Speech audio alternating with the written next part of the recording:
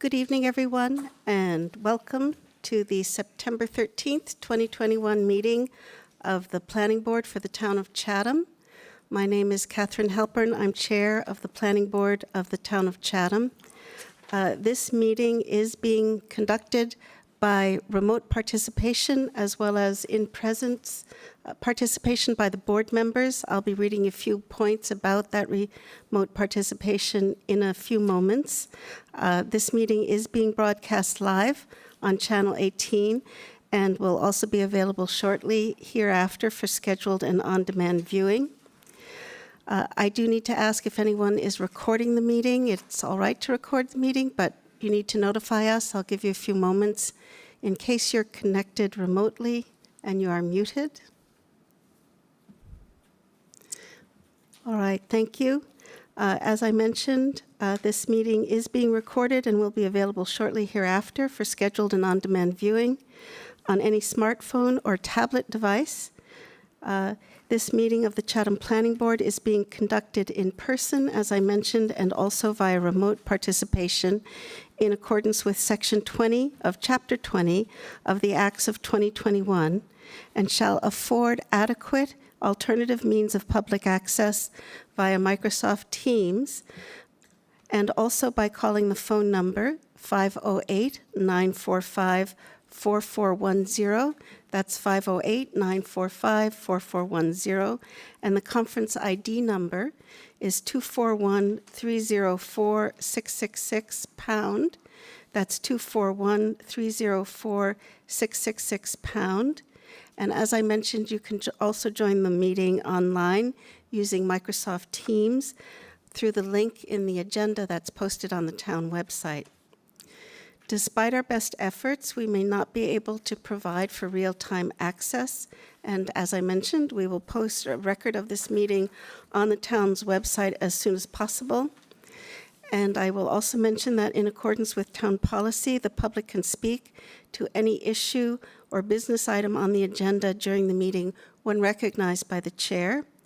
I just want to go through a few procedural steps that we use in this combination in-person and remote participation meeting. We will begin with a roll call of all board members. After the public body, after the planning board has discussed an item, we will allow questions or comments from non-board members from the public when recognized by the chair. Also, for non-board members, if you are participating and you are recognized by the chair, before you begin speaking, would you kindly repeat your name and also the last 4 digits of your phone number if you're connected by phone? We just want to be able to clearly identify all speakers during the meeting.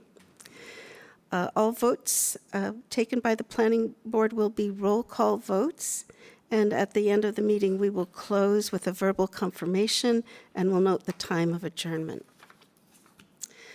Before we begin, I should ask if any board members need to recuse themselves for any items on tonight's agenda.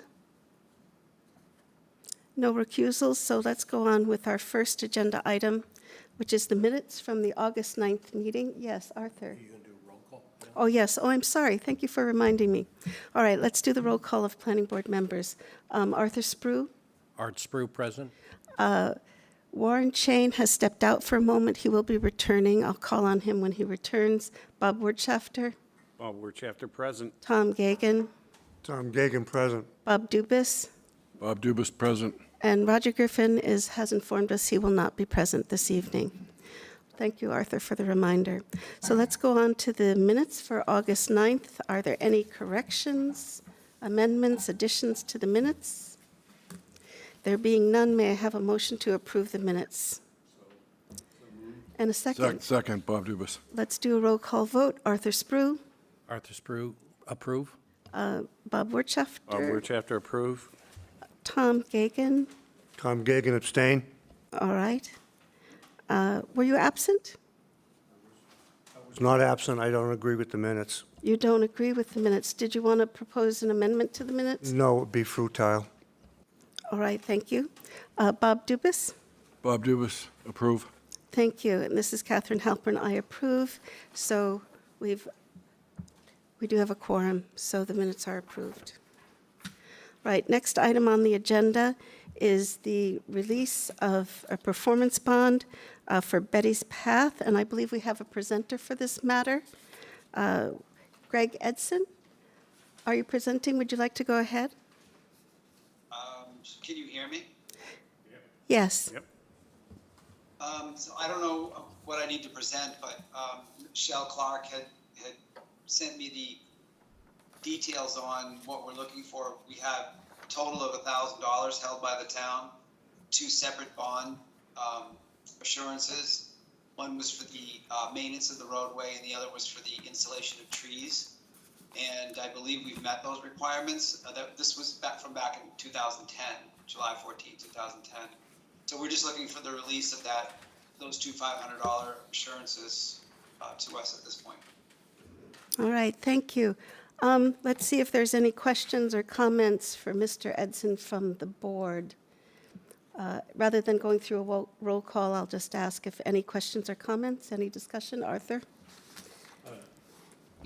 Just a few. This is Art Sprue. Katie, was there an as-built plan sent on the utilities? Do you recall if there's anything in the file? Through the chair, I do not recall if there was an as-built that was sent, but I do believe that back when the performance bond was originally requested, I believe there was plans at that time that they were going. Yeah. The other question for perhaps the applicant, I just want to clarify things on this. The details that are shown on one of the plans that were submitted that shows a section through the leaching pit and the catch basin, it shows some utilities that are going to be proposed as underground construction, cable, telephone, and electric. Were those utilities constructed underground as part of the work? So we did not install anything underground other than the water and sewer lines. Okay, all right. Then the only thing, I noticed that the drainage is there. There was an alignment for the sewer.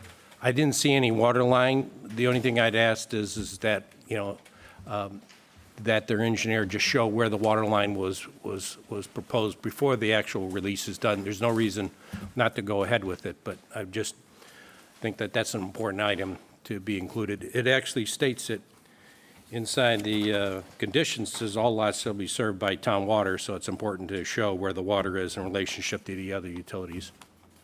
I'm sure that they would have that information someplace. He might not have turned the right layer on with his drawing. Other than that, I have no other questions or comments. Any other comments or questions on Betty's Path for Mr. Edson? No. And Arthur, are you satisfied with? All right. So there being none, I would request a motion for. Bob Dubus, I request we release the $500 bond. All right. Do I have a Oh, sorry, 2 $500 bonds. Great. Do I have a second to that motion? I second. Let's do a roll call vote. And before I do the roll call vote, I just want to acknowledge that Warren Chain has joined us. Warren, are you present? Yes, I'm present. Thank you. All right. Turn your mic on. Yes, I'm present. Thank you. So let's do a roll call vote. Art Sprue, Art Sprue, approve? Warren Chain, Warren Chain, approve. Bob Wirtschafter, Bob Wirtschafter, approve. Tom Gagan, Tom Gagan, approve. Bob Dubus. Bob Dubus, approve. This is Catherine Halpern. I also approve. Thank you. So now we'll move. Thank you, Mr. Edson. Thank you.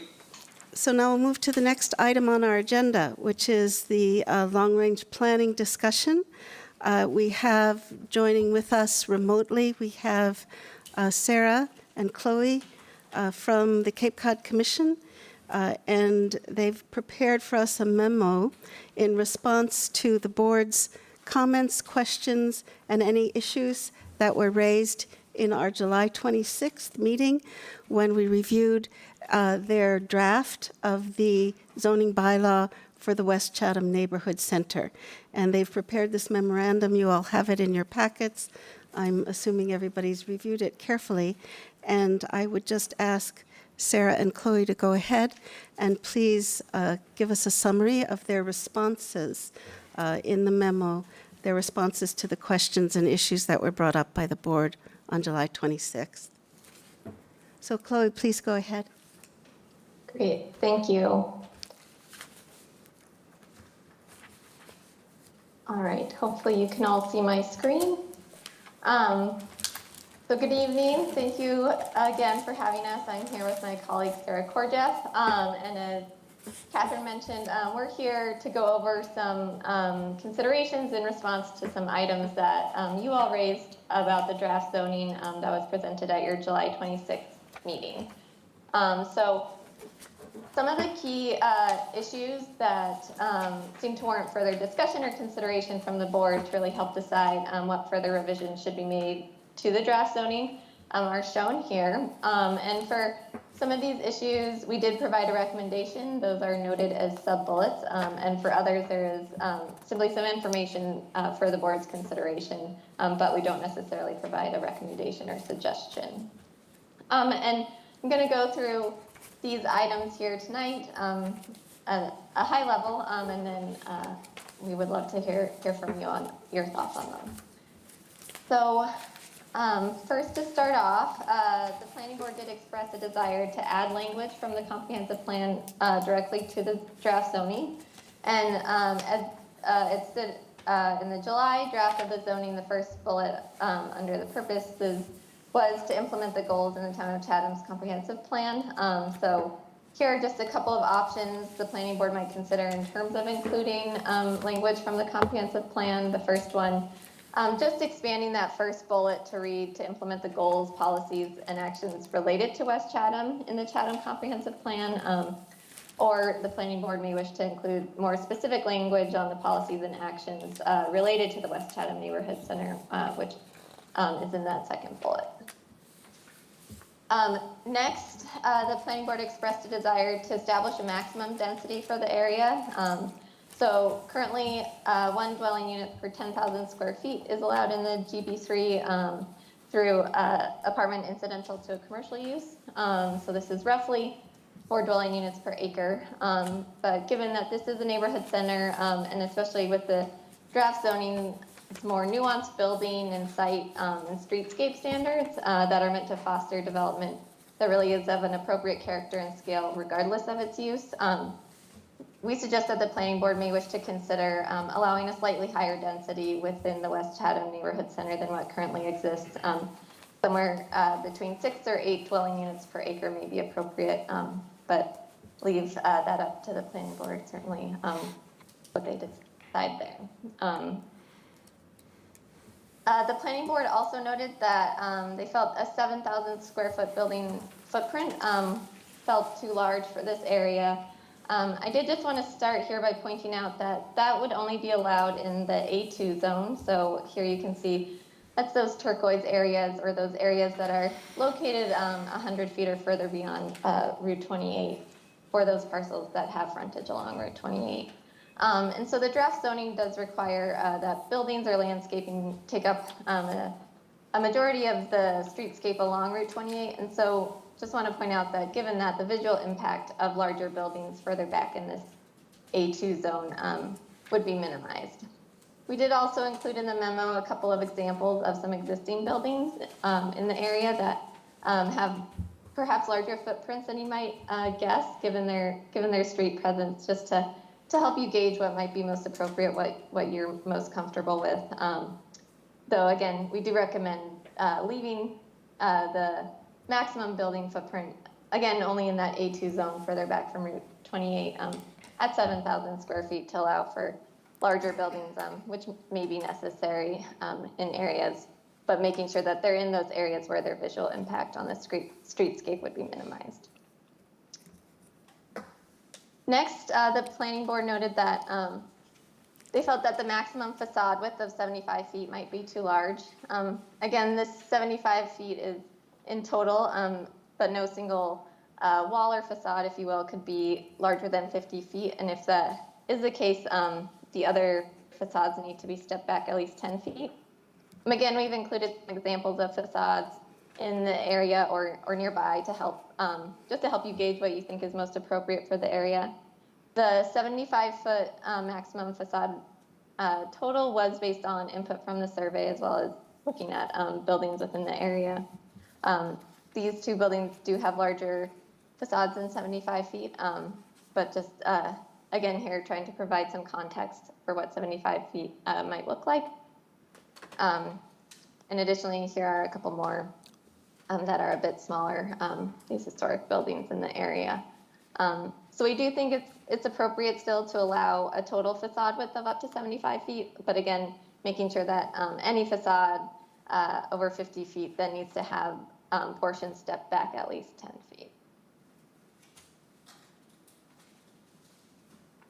Next, there were some comments around uses. So one was that planning board members, that they would like to list dormitory uses as prohibited in the use table for this area. Just to note that these uses certainly could provide much needed housing for employees of businesses in the area. So the planning board might want to consider that rather than prohibiting them outright within the neighborhood center, they include them, but they could include them through a special permit with conditions attached that those conditions could help address the concerns the planning board might have for these uses. Similarly, the planning board wished to have motel, hotel, and inn uses listed as prohibited in the West Chatham Neighborhood Center. These uses are typically appropriate and compatible with other typical uses in a neighborhood center. And additionally, having visitors in the area could potentially support other businesses, bringing more people to the neighborhood center, generating some more foot traffic for those businesses, those other businesses in the neighborhood center. So again, rather than prohibiting them outright, we suggest that the planning board might look to allow them, but again, through a special permit so that they could attach conditions that might address the concerns that they do have about those uses. Additionally, planning board members wanted to define an appropriate mix of commercial and residential uses for developments in the area. This, I believe, was intended to help ensure that the area does maintain some commercial activity, which is important in the West Chatham Neighborhood Center, as it is identified as a key commercial area for the town in the comprehensive plan. And the focus here was really on making sure, within the draft zoning, was making sure that the first floor of buildings along Route 28 really contain those commercial uses to help contribute to and foster an active and engaging streetscape. So to that end, there are certainly other options for defining different amounts or percentages of residential and commercial uses, but we recommend that the draft zoning require that at least the first 30 feet of the first floor of buildings fronting on Route 28 contain commercial uses. And this is just an illustration to help convey that concept. But this would allow greater flexibility for other portions of the building, including the second floor or the rear of the building for residential uses if desired, while keeping that streetscape along Route 28 commercially focused. And this is for the A1 zone only. And then finally, these are the last few issues that were raised. First, there was a lot of discussion around incentivizing affordable housing in the area. So to do this, there are two options we recommended. One is a density bonus. This would allow for more units to be developed than the base maximum density, which you might decide for the area, if affordable units are provided up to a certain maximum density. One example provided here is it could allow an additional unit for every affordable unit provided, but again, only up to another maximum density, which should be calibrated to whatever the base maximum density is that the planning board decides on. Additionally, the draft zoning could include a height bonus of up to 2.5 stories, though not to exceed the 30-foot limit for those developments that include affordable units. The current draft zoning only allows 2 stories, though not to exceed 30 feet, based on input of the visual preference survey that was distributed last fall. So an option would, of course, to be allowing up to 2.5 stories, but again, not to exceed the 30 feet townwide limit. And doing this, though, would require determining some sort of base number or percent of affordable units be provided in order for a development to utilize that incentive. Then there was a lot of discussion around encouraging year-round leases or year-round occupancy. We don't have a specific recommendation here. Given the reduced parking requirements and if the planning board decides to allow a slightly higher density in this area, the draft zoning could really work to encourage housing units that are still appropriate in form and scale for the area, but that could be more attainable for year-round residents. The town's ADU bylaw is another kind of example the planning board might look at. It does require that ADUs be leased for a minimum amount of time, and that's something the planning board might look to explore for this area, but that would only apply for rental unit developments, and another consideration there would be enforcement of that. And then there was also discussion about certain provisions, more specific provisions for common areas in multifamily developments. This included making sure lighting is safe and appropriate, or that landscaping is maintained, and there's adequate common areas as well for residents of these developments. And again, we don't have a specific recommendation here, but just note that during site plan review, as well as the Historic Business District Commission's review, they do look at these things, and so there are criteria for these contained within that. But if those aren't sufficient for addressing the planning board's concerns there, one option, I guess, could be to consider adding special conditions for the approval of multifamily residential developments that would more specifically lay out some of those requirements for common areas. Great. So thank you for that. I'm just going to end here again on the summary slide. We are hoping tonight you can give us direction on these issues and what changes you'd like us to make to the draft zoning. Hopefully then we can go make those revisions and come back with another draft that can be shared with other town boards and the public to gather further input and feedback on the draft zoning for the area. So this is looking for further revisions, though still certainly not the last draft by any means that you'll be seeing of this. Thank you, Chloe. Thank you for your summary and presentation. Before we go on to board questions and comments, Sarah, did you have any points that you wanted to add to Chloe's summary of your responses? Thank you. I would just reinforce what she said, that this is a draft that the planning board is hoping to, make as close to what you think is appropriate as possible tonight, but it does have several more steps to take. It has to go before several other town boards for their opinion and comment, and also to the public. And so there will be plenty of other opportunities, and it may actually be helpful for you to hear what some other boards think about some of these proposals before you make your final decision. Thank you, Sarah. And this is Catherine. Again, I'll just confirm what both of you had said. What we hope to do tonight is not necessarily come to the final draft, but come to the working draft that the planning board agrees to give our final input to Cape Cod Commission to prepare the working draft based on these points, based on their responses to the issues that came up on July 26th.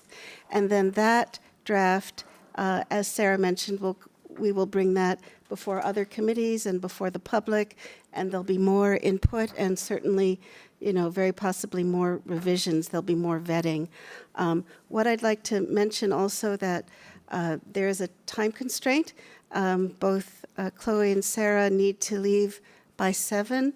So what we thought we'd do is I will ask the board for any questions or comments that you have on the Cape Cod Commission's responses to the issues that were brought up July 26th. We'll go through the board as we do one by one. Then after that, we should take public comment. And then if the board feels ready to actually vote on each of the Commission's recommendations, we can do that tonight. All right. So let's go through then. And also, I just wanted to remind the board that for the purposes of focus and efficiency, if we can focus tonight specifically on the material that Cape Cod Commission has brought to us regarding the underlying zoning in West Chatham in response to our questions and concerns from the July 26th meeting. I think that would be helpful. So, Arthur, would you like to begin? Questions, comments for Chloe and Sarah? Yes, thank you. I did like your memo. It helped me focus some of my points. Most of my comments have to do with that. I only have one that relates to a particular thing in the bylaw. So let me start with your statement at the end of your on the first page of your memo about setting up meetings with the Historic Business District Commission, Concom, and the Board of Health. I think those would be good. Is that, and I'm asking the board, is that something that we just ask for the review of the document, or do we do a in-person meeting, or I'm looking for how we would go about doing that, because I think after we get done with this round, we might want to move to that step. Yeah. So that, Want to comment? Katie, did you want to comment? Sure, if I could, Madam Chair, thank you. I think the intent is that if we get far enough along tonight, then we would like to work with the Cape Cod Commission to help us to make the presentations to the HBDC, the zoning board. Perhaps it would be beneficial if we had a member or two of the planning board with us at each of those meetings to, the HBDC is still meeting virtually, and the Okay. ZBA is also meeting in a hybrid format, so it could be Okay. that planning board members would attend virtually as well. So I think it would be beneficial if at least one member of the board could be at those meetings to hear the feedback from the boards and commissions as so we we would set do these up. those one-on-one, though, right? We would do not those. as a group. Right, that would be the intent. Okay, yes. all right. No, I think we're getting real close to doing that, so that's good. The other thing that you made a comment on, and it would probably help me, because after going through all the bylaws, and down at the bottom it says, rather than duplicating other town regulations already in place, you would rather just focus on the things that are important here. And I agree with you on that. Sometimes it's hard for all of us to chase down all of these, so if there was something, Katie, that you know, together with Cape Cod Commission on some of these things, and if you identify them to us, that would help us, because I don't want to duplicate things or be in conflict, because if you change something there and you don't change it here, then it might create other issues. So I think a little bit of assistance would help on those points. Is on page 2, when I we, think Katie might have a comment. oh, in I'm response sorry, to your- I apologize. Oh, that's Yeah, all right. go ahead. No worries. Thank you, Madam Chair. I'm just wondering if you have specific questions regarding which requirements, and if you don't have them tonight, I mean, you can certainly get those to us as well. I but do have probably one in the back. I'm not sure if there's others. The one that I noticed has to do with this bonus density, and so that's one that popped in my head. I did some research on that. I do have some comments on that, and I'm not going to be able to resolve it just myself, just by looking at it. So I'm definitely going to need the assistance of you or the commission about this, Cape Cod Commission. So I'll get to the actual specifics of that when I get to that part of the memo. So the first thing that you talk about there is additional add language to the comprehensive plan. My preference is that your first approach was just adding that one sentence there. I think we sort of get off track if we start to get too detailed about the additional language, and even the statement is about restricting area now zone small business to residential use. That's already been done, so my preference is let's just go with the add of the single sentence that you have suggested there. Okay. All right, so next is on page 3. This has to do with density. I tried to look and see how the density is defined for this area, and it's not a simple thing. And I think that if we're interested in allowing a different density, for example, than the 4 units per acre. I think we should be clear about that. And that should be something that perhaps supersedes in this particular case. So in this case, I would say that's not going to be a conflict. That's going to be something we definitely want to do and encourage for the West Chatham Neighborhood Center. So I'm okay with moving the density to 6 to 8 dwelling units per acre. I can discuss that as a board, come up with whatever that number is. But I think we do need to actually clearly state that in this bylaw here. I think in the other, once we use this as a model for some of the other areas, we may not want to use that or use a different number there. And I think it would be easy for us to set up, once we do it here, we can transfer it to some of the other neighborhood centers when we do the work. So I'm moving toward the higher number of 6 to 8, definitely, because I think for what we're doing here, that it's a larger area. I think it could call for it. Let's see.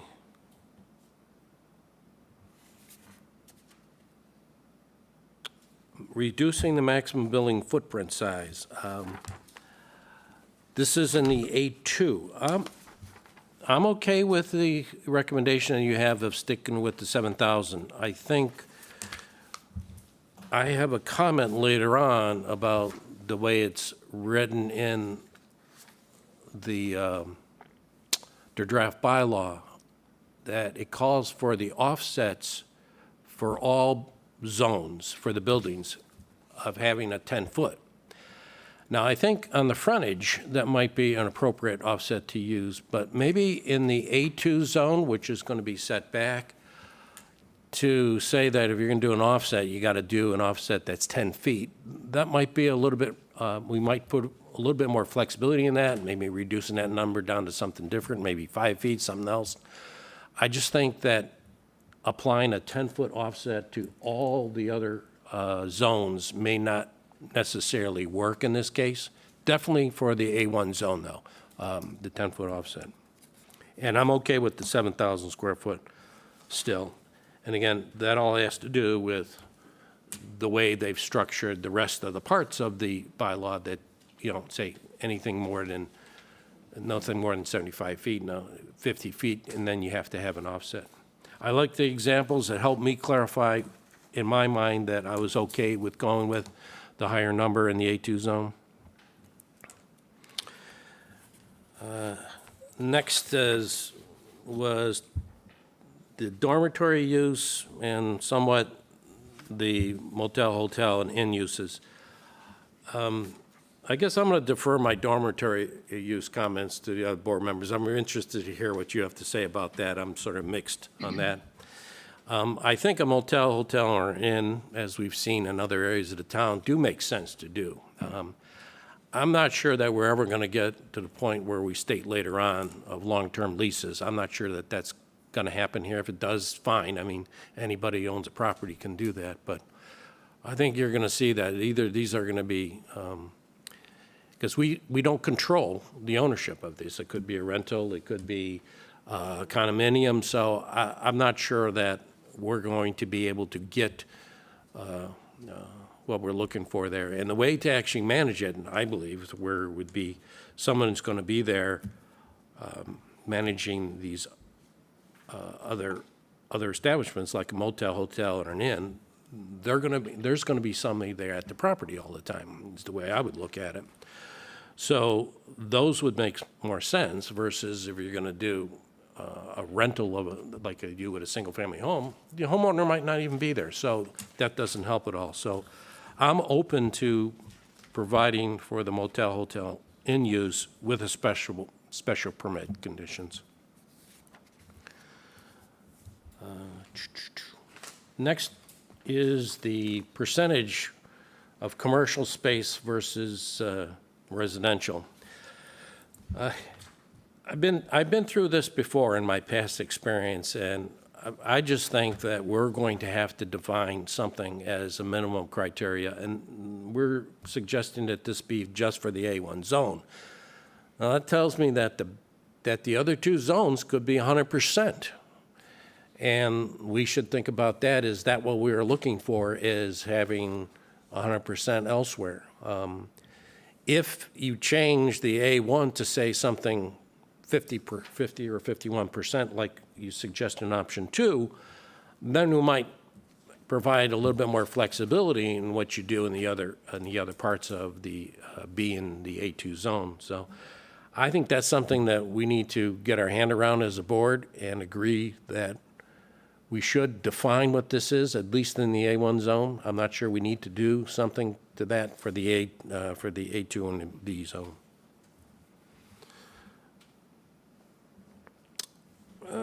Okay, so the next one, and this is where I got into the bonus piece when I did my research. This has to do with the attainable and affordable housing and the bonus piece. Now, this is where I may be wrong, and I probably am. The way I read the bylaws today, the only provision that is allowed for a bonus is if it's a subdivision and you have 10 or more lots. I don't know how that's going to apply here, because there's no other provision that I read, and I might be wrong on this, that allows a density bonus for other areas in town. So if there is another mechanism for a bonus for affordable and attainable housing, that's fine. I don't want to duplicate it. But if there isn't, then I think that we should be putting one into the West Chatham Neighborhood Center. So yet to define what that is. I'm not interested in increasing the lot coverage. There's 60% right now. A bonus would kick it up to 70%. And I'm a little bit concerned about getting the common space area in there and any other things that we're looking for. And as soon as you start to kick it up to a 70% with the bonus, you might be losing your ability to keep the features you want. So this is going to be one of those things that, you know, until you see it, you can't tell whether you like it or not. And so I think we should be cautious about this number. Maybe if we do start out with this, we start out with 60%. And if we see that this is working and it could be tighter, maybe that's something that we can make an adjustment in the future on. So on page 12, this has to do with the green space, lighting and that.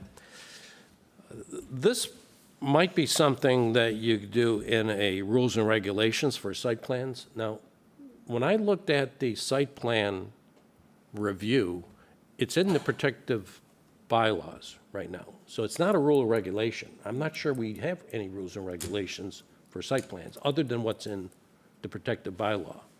So we could put our own rules and regulations in for the site plan when we get through with this and say, okay, for the West Chatham Neighborhood Center or for a site plan, and if it has multi-family, you need to have a common area or whatever provisions that we want. We could do it in rules and regs. I don't think we have to do it here.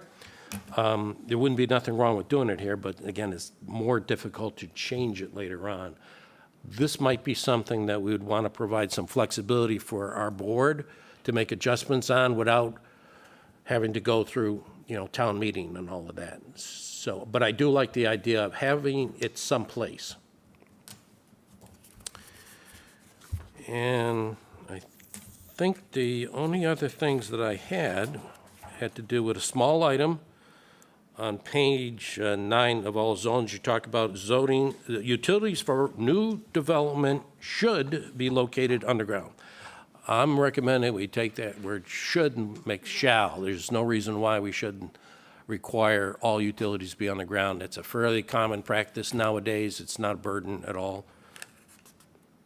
And I think the other one that I referenced before, and this is on page 22 of the bylaw, and this has to do with the setbacks. The building form standards, and it says building form standards for all zones, and the setback is 10 feet minimum. So I think certainly in the A1 zone, I think we should define whether we want to also have the same setback requirement for the A2 and the B zone. Should it be something, I'm suggesting we might have something a little bit less. than the 10-foot setback. That's all I have. But Great. I think we're all heading in the right direction here. I like your examples. I'm wondering if we can use some of those examples when applicants come on board, just to suggest to them some ideas and thoughts. It's all going to help us move closer to what we want applicants to do when they're filing with applications for this West Chatham Neighborhood Center. Can I just get clarification? On Yes, 22, go ahead, I don't Bob. see the setback 10 feet. There's a step back, It says step back. I'm but sorry, that's step back. how far back the You're right. piece is. Yeah. Is that what you're talking about? Correct. I misspoke. Okay. You got me on that, Bob. I was looking at the step back, not the setback. So anything I said previously that said setback, I'm referring to step back of the building form. All right? Does that make more sense now? Yeah. Yeah, okay. Great. See, Thanks. that's why you're here listening to me. All right. Thanks, Arthur. Warren, would you like to go ahead with any questions or comments? Yes, thank you. Again, I'm Warren Chain, and I want to express my appreciation for the memo that was sent out with much more granularity to what options were looked at and rationale for the recommendations that are being made. I think was extremely helpful. And I'll try and sift through things that have already been said so we don't try and say them again. If I look at the memo on page, I guess I've got to get back to the first page of the memo.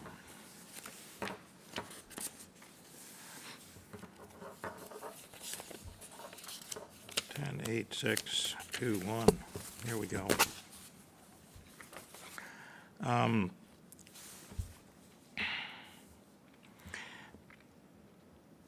I'll probably end up with reading something that I drafted with respect to my first comment here, is that I'm still not comfortable with the words that were added with respect to the background, the preamble, the intent of the bylaw that followed. And part of it is because I think we owe it to the public to explain what it is that we're doing. And part of it is merely a belief that if we're not real clear in as many ways and places as possible, that it's never going to get approved at town meeting. So with that in mind, I will probably finish with what I sketched out as something that I think is an improvement. On page 3, when we're talking about density, I did find in the comprehensive plan there's an actual explicit mandate that the West Chatham Neighborhood Center, or neighborhood centers in general, include housing density in terms of dwelling units per acre. So I think that that's probably the way that we should try and focus in on a density. I'm not sure what the right density is, but 8 per acre does seem low based on what I'm seeing happening in Orleans and in other towns where they are creating not neighborhood centers per se, but something which is certainly a higher density living space that is meant to be modern in the sense of it not looking like a strip mall motel. So I'm not sure what the right number is, but I do believe that 6 to 8 is probably a little thin, and I do believe that later on, where we're talking about incentives, that increasing the density permitted to incentivize affordable housing is an extremely useful incentive, and will to some extent, ensure that, that at least those units that are affordable are deed restricted and will stay something other than B&B short-term rentals, which is not really what we're trying to incentivize. So I'm not sure what the right numbers are. If it's 8, then maybe the incentivized version would get up to 12. I mean, 12 per acre doesn't sound terribly dense to me. It does depend on the site plan and how much common space and so on. It did cause me to reflect that we have not, as a board, ever considered garages as to whether a garage is appropriate, inappropriate, but I do know an awful lot of people would much rather have a garage than not. And there's been no discussion, I think, nor examples in the exhibits that have been presented which talk one way or the other about garages. And I'm not sure where I come out. You can't have too many garages on a quarter-acre lot or with density of but perhaps there is something something that should be thought about there. Let's see if I move along here.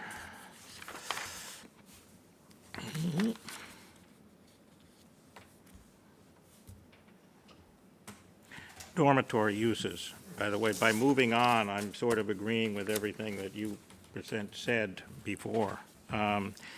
Dormitory uses, the board has already voted to prohibit them. That's certainly my strong feeling. It's a personal feeling that I don't think I want my neighborhood center to be full of dormitories that are, and that was the feeling of the board, I thought, before. But I do think that while I have a feeling against it and will certainly not support it tonight, I think it's something that for which we need some public input. I have seen several proposals for dormitories in various parts of town, and anytime dormitory ever gets mentioned, there's a knee-jerk reaction like increased density, which is no. So if we're talking about dormitories, I think that's another stake in whatever zoning we come up with. It just won't get approved if there's dormitories being proposed. But I do have a belief personally that it's not the nature of the center that we're trying to incentivize via zoning, that we create dormitories for seasonal employees. That's maybe a very useful, necessary objective, but it's clearly not what's envisioned in the long-range strategic plan of the town with respect to creating neighborhood centers. So that's my view on that, by the way. Let's see.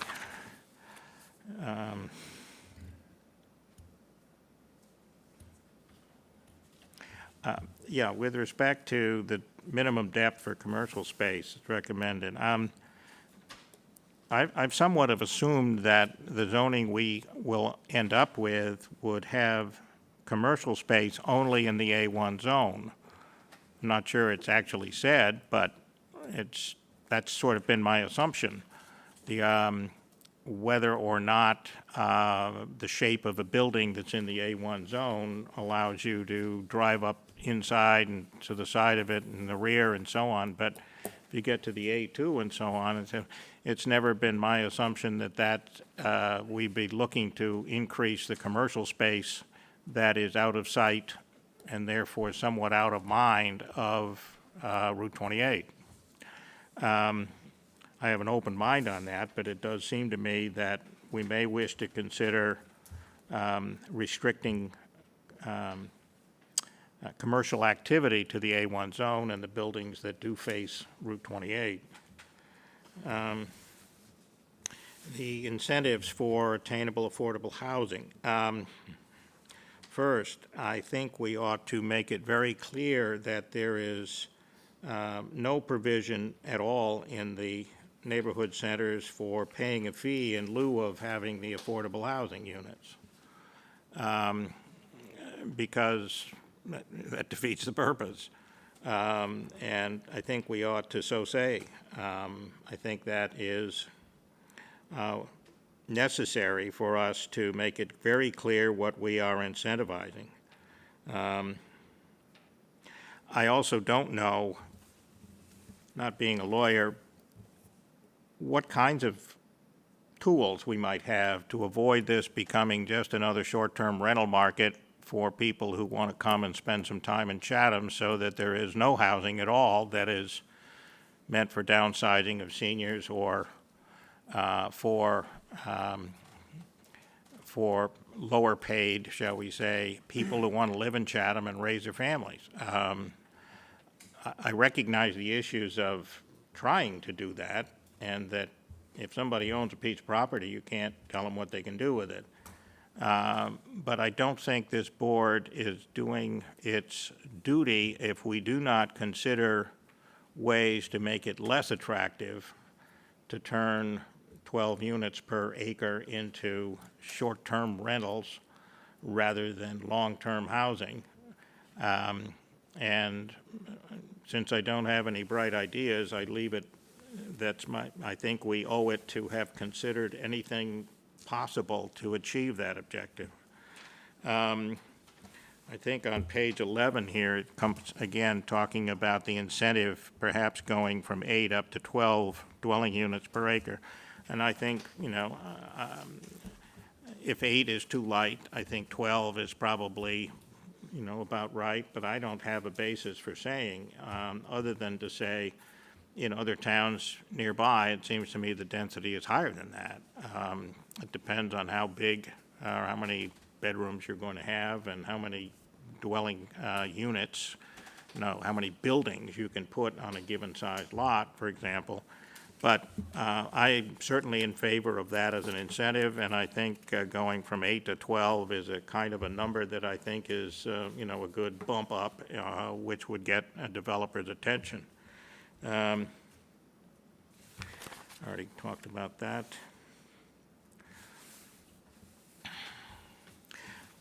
With respect to, on page 12, with respect to, let me talk common areas or the area, I do think that it may not be necessary or even appropriate to have standards in the zoning bylaw with respect to such things that have been mentioned, but not exhaustively, such as lighting, such as sidewalks, such as common areas, barbecues, recreation areas, bike racks, benches, landscaping, et cetera, et cetera. But I do think it's highly appropriate that anytime we have somebody come in here with a site plan for a West Chatham neighborhood center, that they have a roadmap of the kind of things we're going to want them to talk about. And whether that's done through, I'm not sure what the right word is, a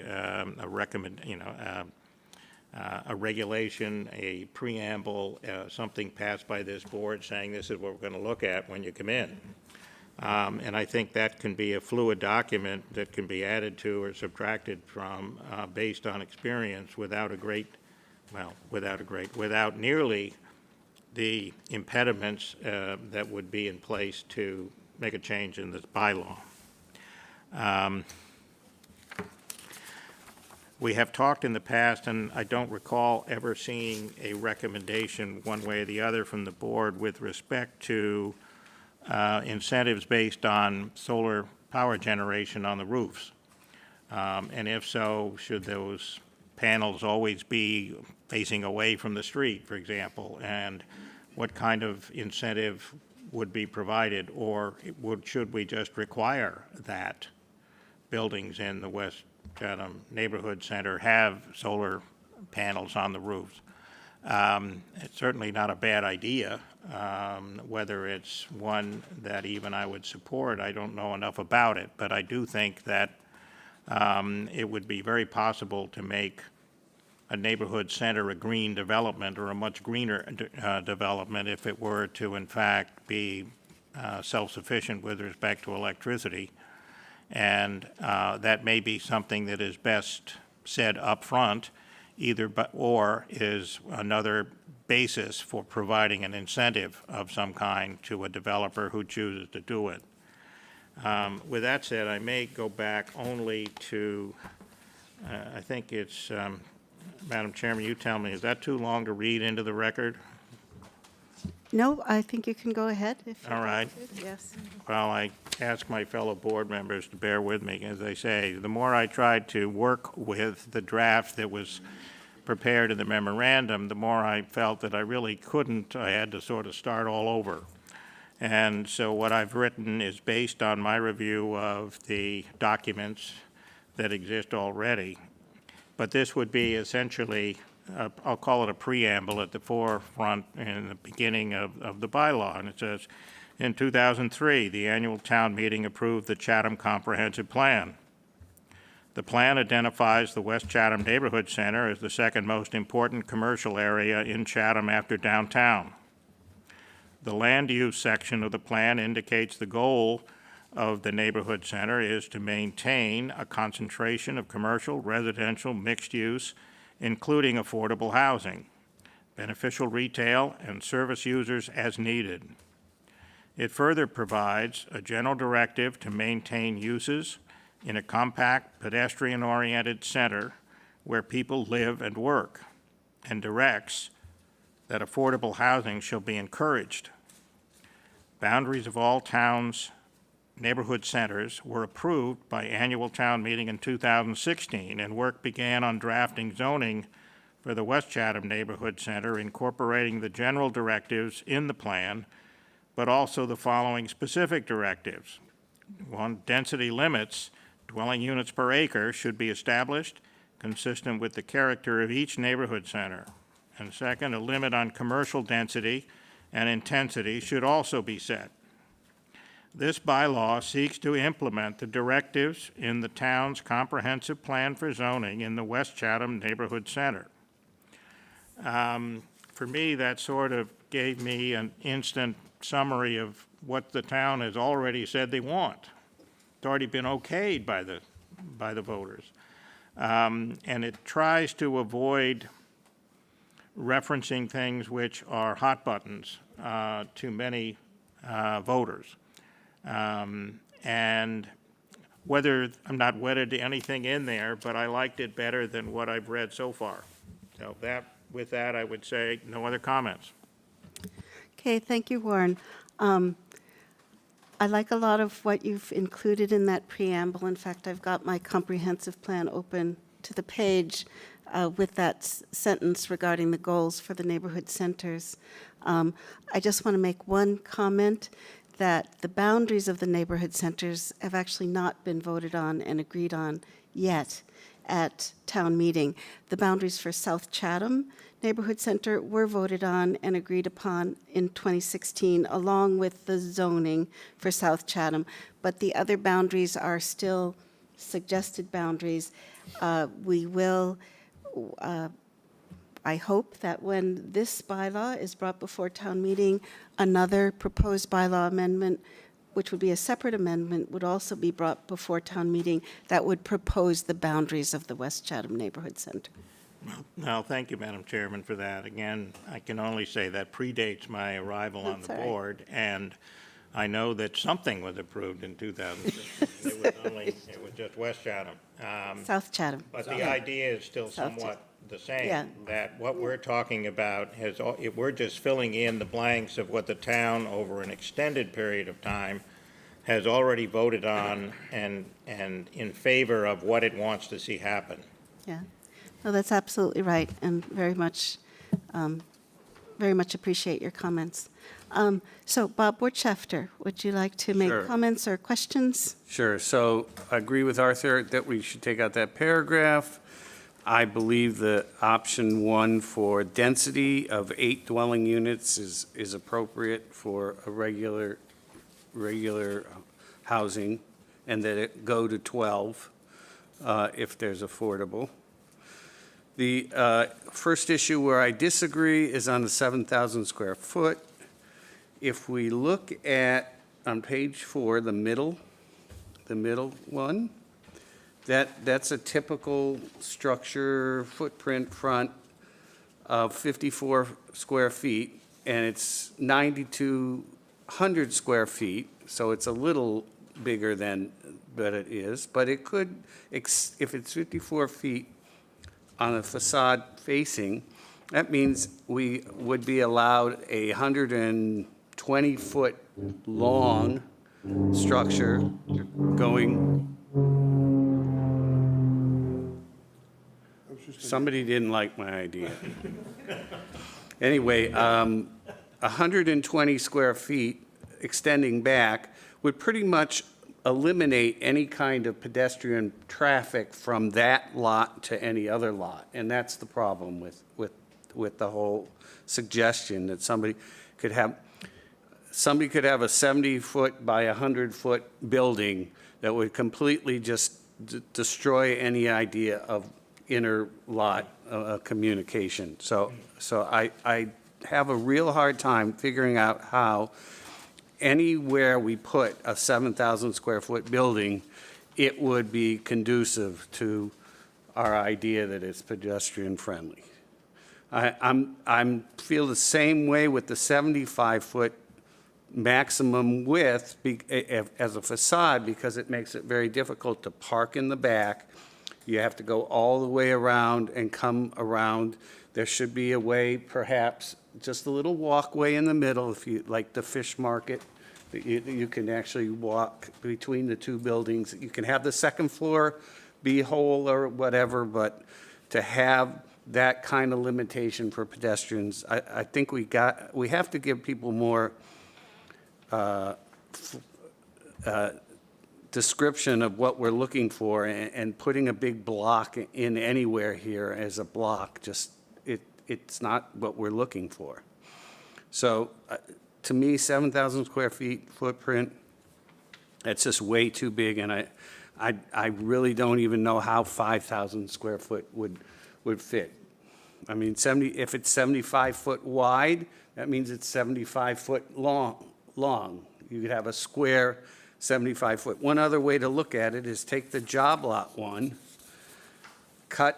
pretend that the facade was the blank side that's facing us, cut that in half, and that would be an acceptable building in our idea of what 7,000 square feet is. I just don't see how that fits into this idea in any way. So I think that needs a little bit more consideration.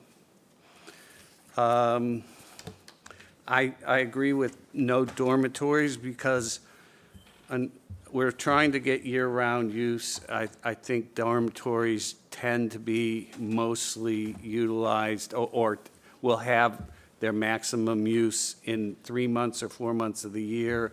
That would be hard to sustain a certain businesses and other things that we want to have as a year-round commercial viable. If the people living there are only there in the summer, it's not going to be as easy to get commercial spaces. I'm okay with the motel use. So the question of appropriate mix of commercial and residential, I don't know that we have this one yet, because I can understand heavy dominance of commercial in the front. I don't know that it has to be 100%. It certainly could be first floors, second floors can be residential, that maybe. So maybe the second option works for that, for the front. But I also don't think we should be telling a planner that they can't put a restaurant or something towards the back, or something to encourage people to go all the way through their property. And so I would rather not have, you can't put commercial in the back, and I would leave it, we figure out a way, one has a certain density of commercial, required minimum, required maximum. A2 has a certain minimum and maximum for commercial, something on that order. What those are, I don't know yet. I think it's okay to provide a density bonus for affordable, if we can figure out how to do that. Option 2 sounded good until how do you actually make a half a story work? I mean, kids can have a room on the 2.5 floor, or, I mean, it might fit with a garage. Now, when you brought that up, I was thinking 8-foot garage, 12-foot, 11-foot, 11-foot floors, something like that, to get to 30. I think your comment, Warren, about garages is correct, that we actually will make these more attractive if there is perhaps first floor garages or something on that order. I obviously think we can get rid of the option 4 for taller buildings. That's not going to get us our, I liked it, but I think everyone's comments about getting approval are relevant for that one. And 60% maximum coverage, it may be enough, but again, if there was this really great plan that went to 65 and the only way they could make it work was 65, and they thought about everything that was wonderful and they were throwing in a whole bunch of other things that we wouldn't get otherwise, I would love to be able to say, yes, we could make it 65. Okay, and then the last comments I had were in relation to the solar, which I would love to be able to say, but I think that really belongs in the building codes, which I am aware of because that's what I'm involved in professionally. There is going to be a new stretch code from DOER within the next year or so. It will have a provision for a town to require either the new stretch code or the new stretch code with a net zero requirement. I think that's where we should put our efforts in terms of that, because I don't think we should just be singling out West Chatham for that. I think every house that gets built or any property that gets built in town from now on should be net zero. So I would say let's concentrate that on the building codes, which will be coming before at least the Energy Committee in the next year. Okay, that's all I got. Thanks, Bob. Really great comments so far. And so let's continue also with Tom. Comments and questions for Yes, thank you, Mary Catherine. and Chloe? One of the advantages is being at this end of the line, so to speak, is you get to edit everyone's comments. I have nothing that I've heard is troublesome or debatable in terms of really wanting to dig my heels in opposition to the ideas, starting with the comments that were made. I would like to enforce some of the ideas that were made. I only have one pet issue that I'd like to support, but most of what actually all of what I've heard is very supportable by this member. Warren, I'd like to go back to some of the comments that you made, which were very appropriate. One of the things that we were able to do with this board, and I don't think you were here at that time, was that we had very serious concerns about the ADUs. And would they be turned into condos, or would they be turned into, high-end, week process? And I believe we would have some legal basis for your concern is that any of the apartments that would be generated, affordable or attainable housing, would have minimum of yearly leases. And I think that's something the board should look very much into to prevent that as an out or an escape clause for what we don't want to create in any of these centers. You also mentioned something about trade-offs, little items, benches and barbecue pits, or you didn't say pits, but I think what the board could do, because I don't have an answer for that, just as you don't really have an answer for that, and I think these incentives or accessories to the area in terms of trying to attract apartment use, again, affordable or attainable, would be perhaps we could generate a list of items that we would like to see. Not that we want to see all of them, but just trade-offs. Maybe a developer or someone trying to develop it could say, gee, I like the idea of doing this, a bicycle rack or an outside place for, for the apartment units to use it for a barbecue. So I don't think we want to get into the specifics of telling someone they absolutely have to do A, B, C, D, and go down through a list.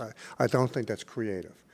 And as far as Bob is concerned, and you brought it up also, Warren, I'm very much in support about the solar. Last week I reviewed 2 new applications which are in production, and they're solar shingles.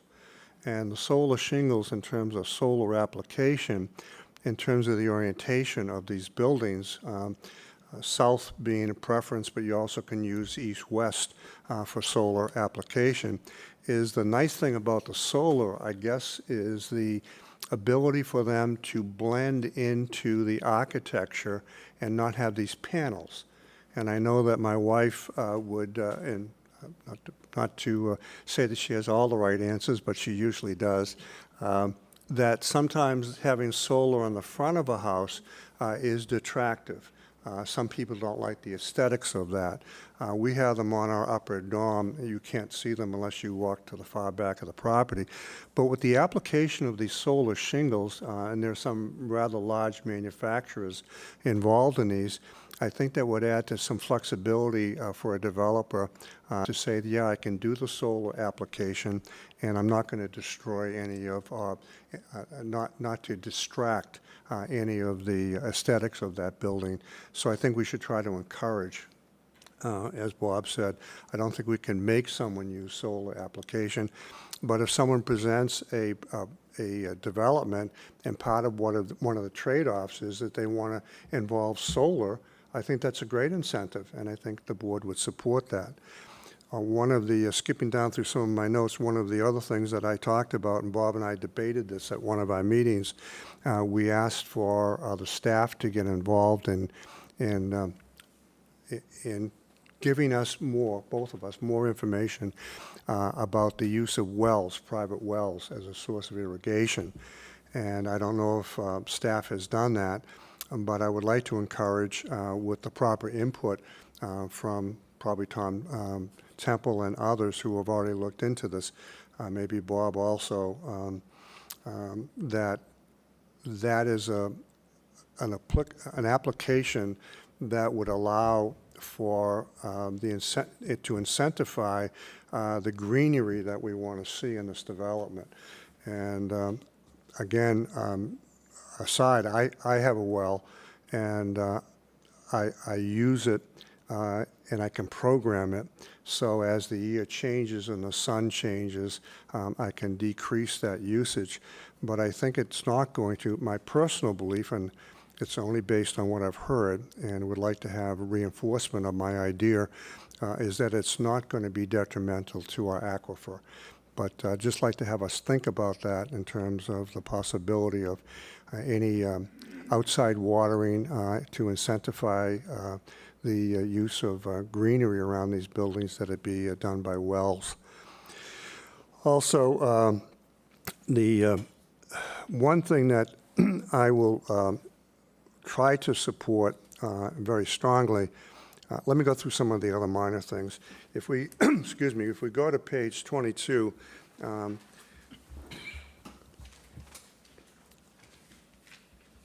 the step back that we've been beating around a little bit tonight, I would also, as a board member, support that be 5 feet, not 10. I think that makes sense, and whether we want to make it a flexible item or not for a developer, but I don't see that as an impediment to what we're trying to create. I know we can't really dictate a lot of the aesthetics of a property, but we certainly can try to control, in terms of site plan, what it will ultimately look like.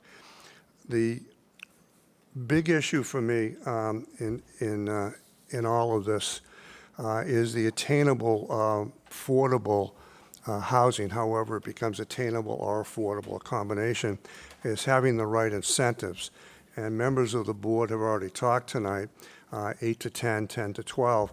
I think that sliding scale in terms of incentivizing what we want to see here is based on the project, and that as, I see it as a sliding scale, that as affordable percentage increases versus attainable, that the number of units increases.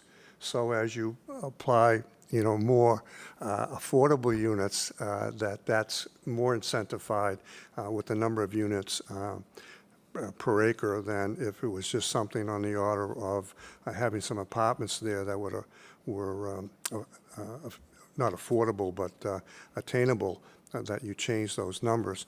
The base number between 8 and 10 doesn't bother me.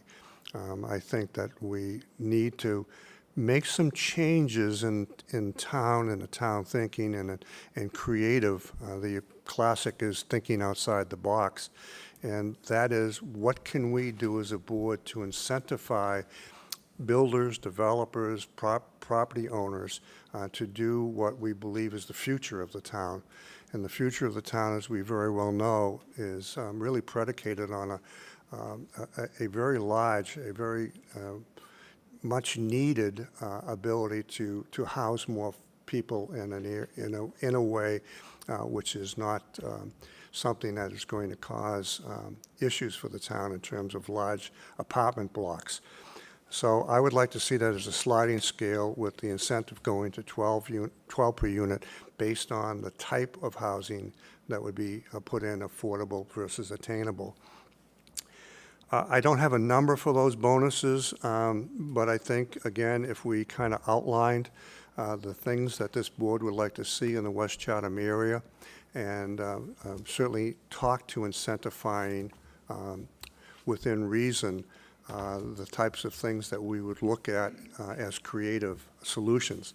The one that's going to really cause a lot of concern, which is what I believe we have to do, and I'm probably the only one out on the plank walking it, is first of all, I think we should not allow any basement apartments for all kinds of reasons. Storage in the basement is fine, particularly commercial and or residential. People always have more stuff than they need, but that's just our society.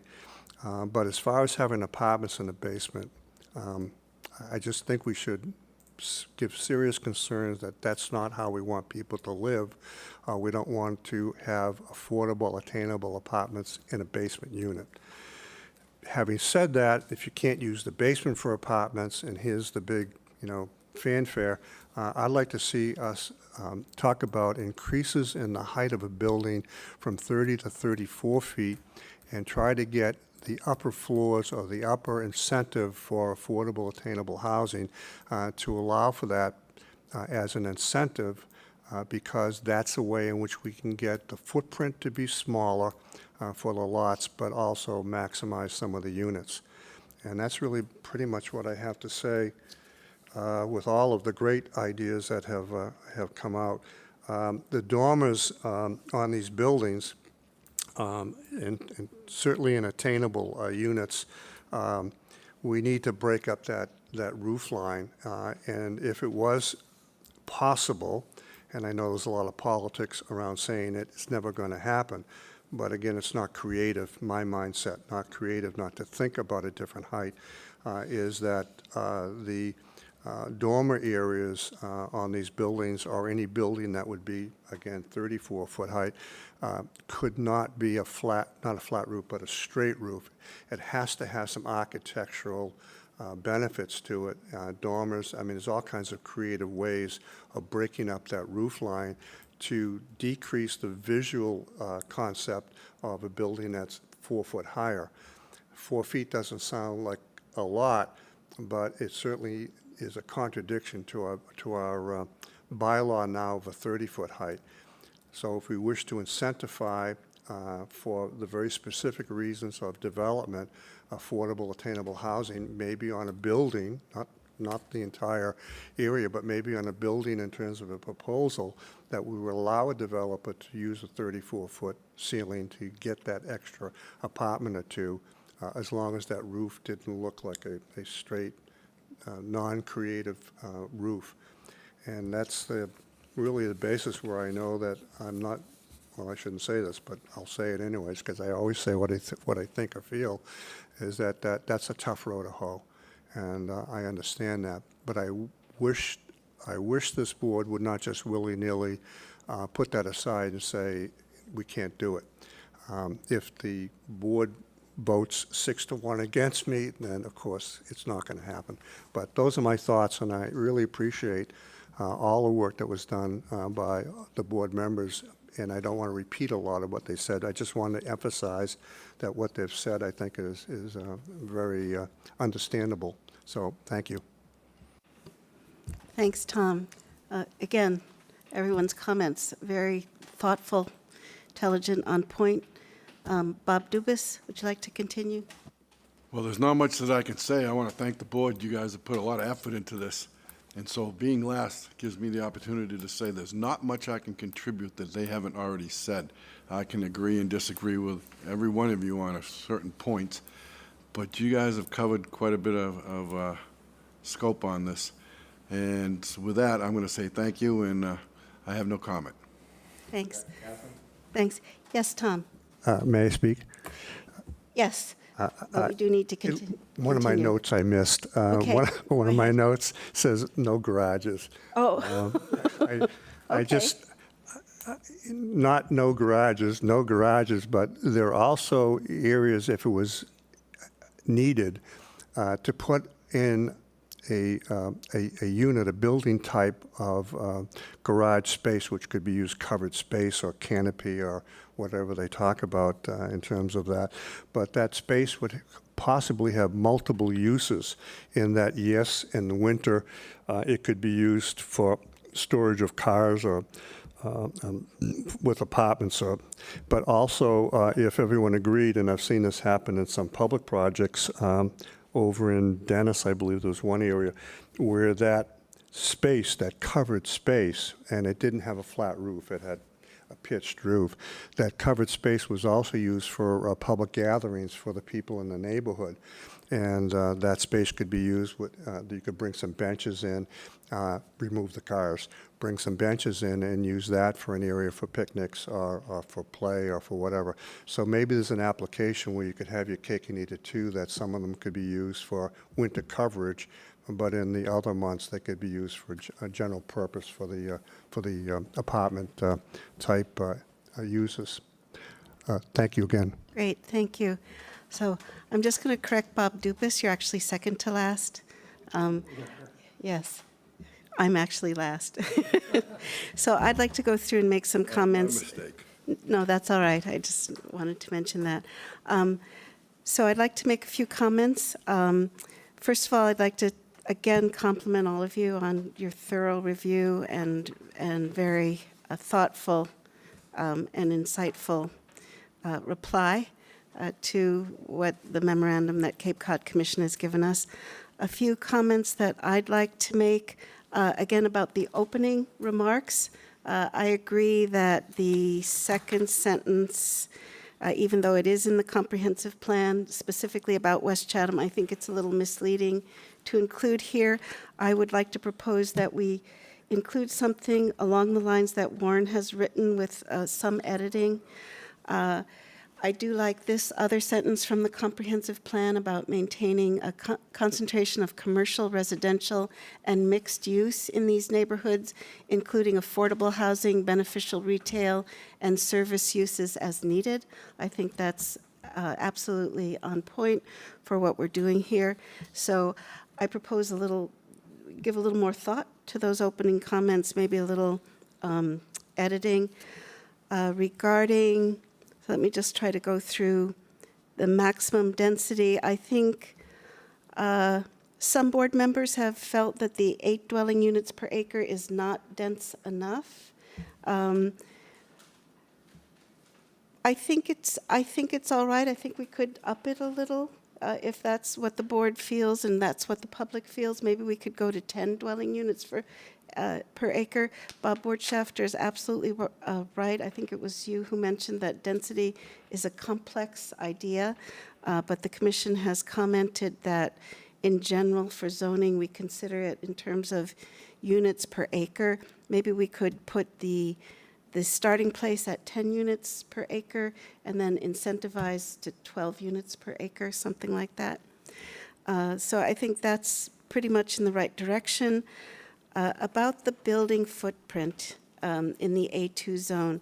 So here I do have rather definite opinions.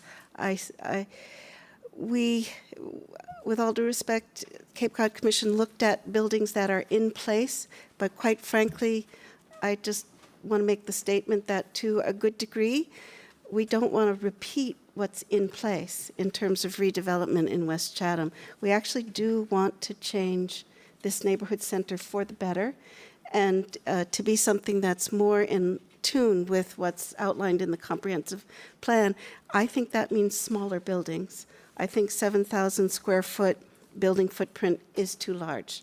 And I think the buildings that were pointed out, we don't want to rebuild those. We don't want to rebuild the place where, where the payroll office is. And that's one long building with lots of different commercial uses. And I actually think we don't want to repeat that if that area is redeveloped. I think we want smaller buildings with more pedestrian traffic, more green space in between the buildings.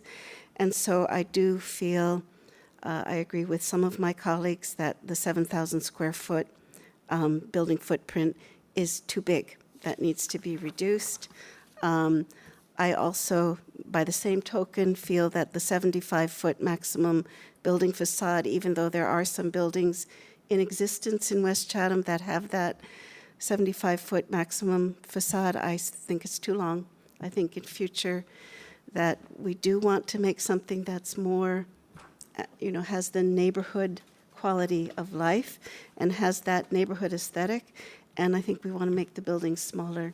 So I think that should be reduced to 50 feet maximum facade, and I think the 7,000 square foot maximum footprint should be 5,000 maximum square foot footprint. 5,000 maximum. If it's 50 and 50, you can only get 2,500 anyway. Oh, for the maximum, I see what you're saying, maximum facades, yeah. Well, the facade is one thing and the depth is another, so we could consider long buildings going back to get to 5,000. I'm willing to hear board's input and other input, but I just think 7,000 is too much, and 75 feet is too much. But Arthur, please go ahead. Just to clarify, there's 3 different footprint sizes. So I yes. just want the 3,000 square foot at the A1 zone. I haven't heard anybody objecting to that. That seems to be okay, everyone? We're really focusing, and the B is 4,000 square foot. So really, the discussion is on the A2 zone, which is the ones that are going to be more offset in the rear. So that's the one that we're actually getting our head around, 7,000 versus 5,000 or whatever, right? Yeah. Right? That's the only one. Yes, I Okay. agree. And I agree, I'm going to agree with myself that that even going back, into the A2 zone, I still feel it's too big. That's my opinion. Let's see, what's the next point? Add language. Prohibiting dormitory uses, I think we should continue to prohibit dormitory uses. I think that we do need to look for the welfare of the future of Chatham, and as much as possible, allow zoning that allows everything to be as year-round as possible. Year-round residents, year-round housing for moderate income families, year-round businesses. I think as much as possible for the long-term health and welfare of our town, I would like to encourage year-round thinking. So even though right now dormitories are used by seasonal businesses, I don't really see that it's going to be the best use of this land area. And so I would favor continuing to disallow those. I would also, some of you agree or disagree, I wouldn't, I would still go along with prohibiting motel, hotel, and inn, because again, I would like to encourage more year-round use, although hotels can be year-round. So anyway, we could consider that. This issue of defining the appropriate mix of commercial and residential space, I think some of you brought up some really good considerations, because there's the A1 zone and the frontage on Route 28, and the recommendation that's been made for that from the Cape Cod Commission, I think, is a good one, but we do need to consider the other zones. Should they be also mixed commercial and residential? Should they be largely commercial or largely residential?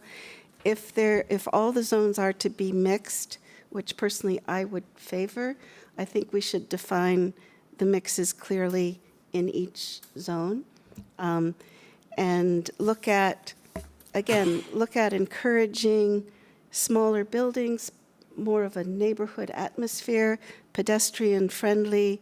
I definitely wouldn't want to see it all commercial. I would want to see at least some residential in each area. Arthur, did you have a comment on that? Your finger's on your microphone. I just want to clarify again. A1 has got a certain distinction. I'm very much in tune with that. If we're silent on the A2 and the B zone for any kind of mix, that still is allowed, though. Somebody could go put a commercial building back there, right? Yes. Okay. It would be allowed. Obviously, yes. you know, with the structure of our town and developments and that, residential is going to be a dominant component. So I think that if there's any desire to have any commercial outside of the A1 zone, I think you have to specify it. Otherwise, you may not get it. That's just my point of view. Thanks, Arthur. Although I just want to comment, there's what the town needs. We need residential development, but then there's what developers will perceive as being profitable. So actually the opposite could happen, that the rest of the zones could be developed as purely commercial. So in my humble opinion, I think we need to specify for all zones what kind of mix we want, and we need to be very specific about it if we want to see a certain result. If we want to encourage a certain type of development. So that would be my comment there. Then what's the next, what are the next ones? Where are we? Hotel, motel, use. Encouraging year-round leases. I would like to, we always come with this issue that we can't define ownership, et cetera, but if there is any way that we can include in this bylaw some stipulations, as we did in the ADU bylaw, that can encourage and require multifamily, if multifamily residential units are developed to the extent that they are rental units, if we can introduce something that's proper legally to require year-round leases, I think we have to do that. And let me just see. And I agree with the points I think Arthur and Warren and Bob have brought up about a lot of the details of common areas and green space we can address in our site plan review criteria. And that might be a better place to address that.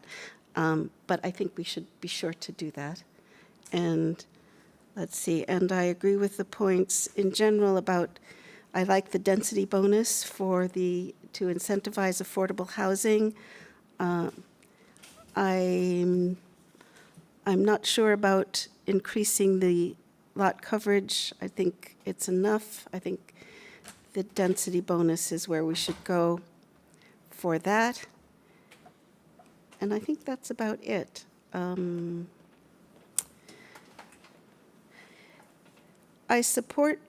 I hear what you're saying about solar, but I'm just wondering if we could include, if it is appropriate to include in zoning incentives for for net zero development. Tom, yeah.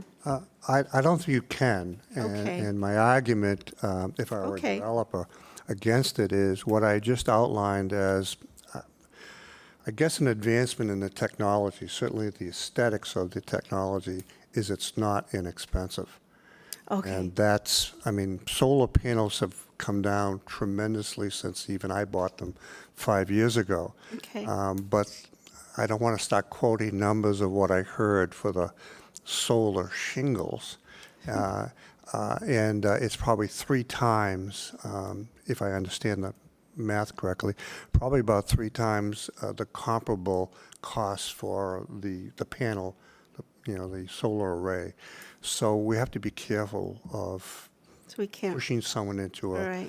a corner that they can't come out of. I do want to make one comment because I like supporting my own ideas. I know we can't go out in terms of footprint, and that's my argument for going up a little bit.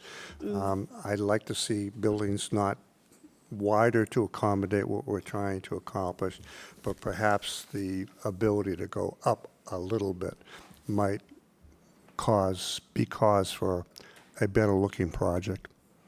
End of plug. Okay, great, thank you. So before I go to public comments, any other comments from the board? Yeah. I've got 3 here. So I'm wondering whether we, instead of incentivizing long-term leases, is it possible to ban short-term leases in? I mean, I know that some places ban short-term rentals. Can we effectively do that in a bylaw or in an area? And just- Summer rentals. Katie, did you want to Katie? reply? I think we could certainly seek advice to see whether or not that's something we could do. I don't feel that I have enough information Yeah. to say we definitely could or we couldn't. I know that we can't regulate the ownership of it and how properties are owned, but potentially how they're utilized, we certainly may be able to do that. There's been more case law recently relating to short-term rentals in other locations, so we can certainly have a conversation with town council, should the board want us to do so, about whether or not we could add language to not allow short-term rentals.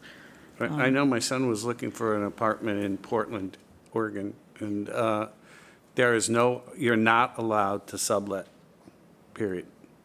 So I don't know if that's something that can be put in, but it's a requirement. There's no subletting of any apartment. You have to sign a new lease when, So I would say let's look at both encouraging and discouraging as ways to do that.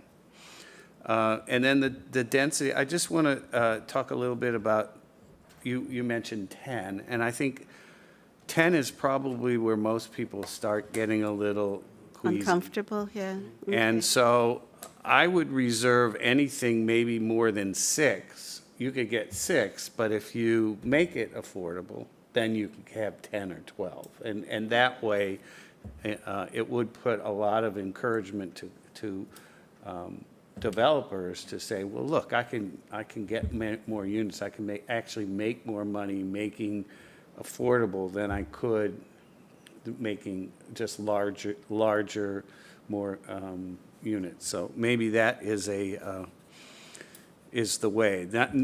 Make the density smaller unless we get affordable.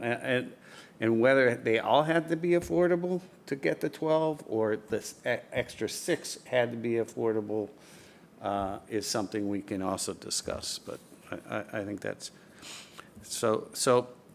I was going to make the suggestion that we leave most of this just the way it is when we show it to the next committees, maybe clean up a little bit about the 7,000 square feet or anything that we all agree on taking out, but leaving most of it in, because I think it helps other people when they read it. Well, there were other suggestions, and this is the one we came up with. It's a lot easier than having to have one and then explain why what we also thought about and why we took this one in place, or at least just have more discussion about why we rejected some other ideas or things that we talked about. Because when we went through that accessory dwelling unit, we spent a lot of time discussing our evolution of our thought. And I think that that has to be a necessary part of getting this pushed through, get enough people to understand that, we really did think about that, and this is what we came up with. So I was going to suggest that, especially with the extra 4 feet. I mean, I think it's the right approach, but I also think it should be in there, but people we'll get a good feel for whether that's even going to fly in the first 2 meetings that we have. Yeah. Did you have a comment, Katie? Thank you, Madam Chair. I think that that's probably a good way to go through the chair, as Mr. Warshafter has said. I think it's, bringing, showing that, the board hasn't settled specifically on one idea at this point in time, or one of the suggested, one of the recommendations. I think bringing that forth to other boards and getting comments and feedback, and as well as even from the public on some of these items is beneficial, because again, that's how you come up with a good bylaw. So I like that idea. One thing I did want to mention on the solar, just because this is in the HBDC, I think that's something that we should bring up when speaking to the HBDC specifically, is what their requirements are for projects within their jurisdiction regarding solar. I think it would be beneficial to have that information as we move forward as well. So, Good, thank you. And Tom, you had a comment? Yeah, point of order, Madam Chair. Yes. Do we have a member of the public seated here with us? Yes, I'm waiting until the board concludes its comments, and then I will be addressing public comment. So we're still in board comments, Do right? we allow members of the public to come to this meeting? Because it seems to be in Oh, I see. Yes, it should be contradiction. remote I think we're on participation a by the slippery public. slope, Madam Chair. I'm We going to can't- confer with, We can't start off by saying you're not allowed to come and then have someone come and speak. I see what you're saying. All right. Thank you. I misunderstood. Yes, Katie, do you have a comment? through the chair, my understanding of the requirements such is that we're providing opportunity for remote participation, but that because it is a public meeting, that we would have to allow members of the public to be in the room if they choose to be. So, Specifically, the language doesn't say that, as I've read it, Katie. It says that there's 2 opportunities, that the board is meeting in public, but if the public wishes to participate, they will do so by calling in or being in a situation where they can talk, but not in public. And the reason I bring this up, I'm sorry that person interpreted that, but I don't want this board in trouble because of the slippery slope of a violation of open meeting bylaw. And that's my emphasis here. This board allowed at the August 9th meeting a person to sit here from the public, and it actually came up and spoke. I felt that that was inconsistent with what we talked about in the paragraph in terms of state law prior to how these meetings can be attended. That's my point. Katie, did you want to clarify? Otherwise, I do know that other boards and committees that are operating in a hybrid fashion have had members of the public in their meetings and presenting and speaking. So I don't believe it's a violation. I understand that based on the paragraph that was read, I understand Mr. Gagan's concerns, but I do know that other boards and committees, including the Select Board, have had members of the public in the room during their meetings. And they have we use the same language that they use when advertising our meetings. if I could make a comment, what I understood is there was a transition point, because Ally and I discussed this at that point of transition, where the board could go to public meetings, or we could go to staying remote, or we could go to a hybrid. And it was something that each board decided. And as Katie mentioned, there are some boards in this town that are still meeting totally remotely. And the planning board decided on a hybrid format because that was the board's wish, that the board wanted to meet in person and begin meeting in person, but that it was also considered more prudent to continue to have the public and applicants join us via remote participation, but it wasn't violating any law. It was basically the decision of this board that that was the most comfortable way for us to move forward. We could have gone completely non-remote at that point, as I understand. That was an option, or we could have stayed completely remote. That was also an option. We decided on the hybrid. Yeah, I think, I agree with you. That's what we decided, and I Yeah. think Tom is actually right that we probably should not allow people in. Since that's what we I wish decided. had said that. I just and that want poor Yeah, woman that's came right. here at the beginning and sat here for. to, I just want to, in order to support what I'm saying, so that we, the board, doesn't get into any trouble, what we are actually reading Yeah, I remember. says via remote for public participation. And I think we're in a contradiction. If we wish as a board to have the public come in or be invited or hybrid, that's a different statement which we should then read. Yeah. But right now, we're on, as I say, a slippery slope. We're not all right. So I think enough. if we could go forward, just because, again, Cape Cod Commission does need to depart at 7, and it's 10 to 7.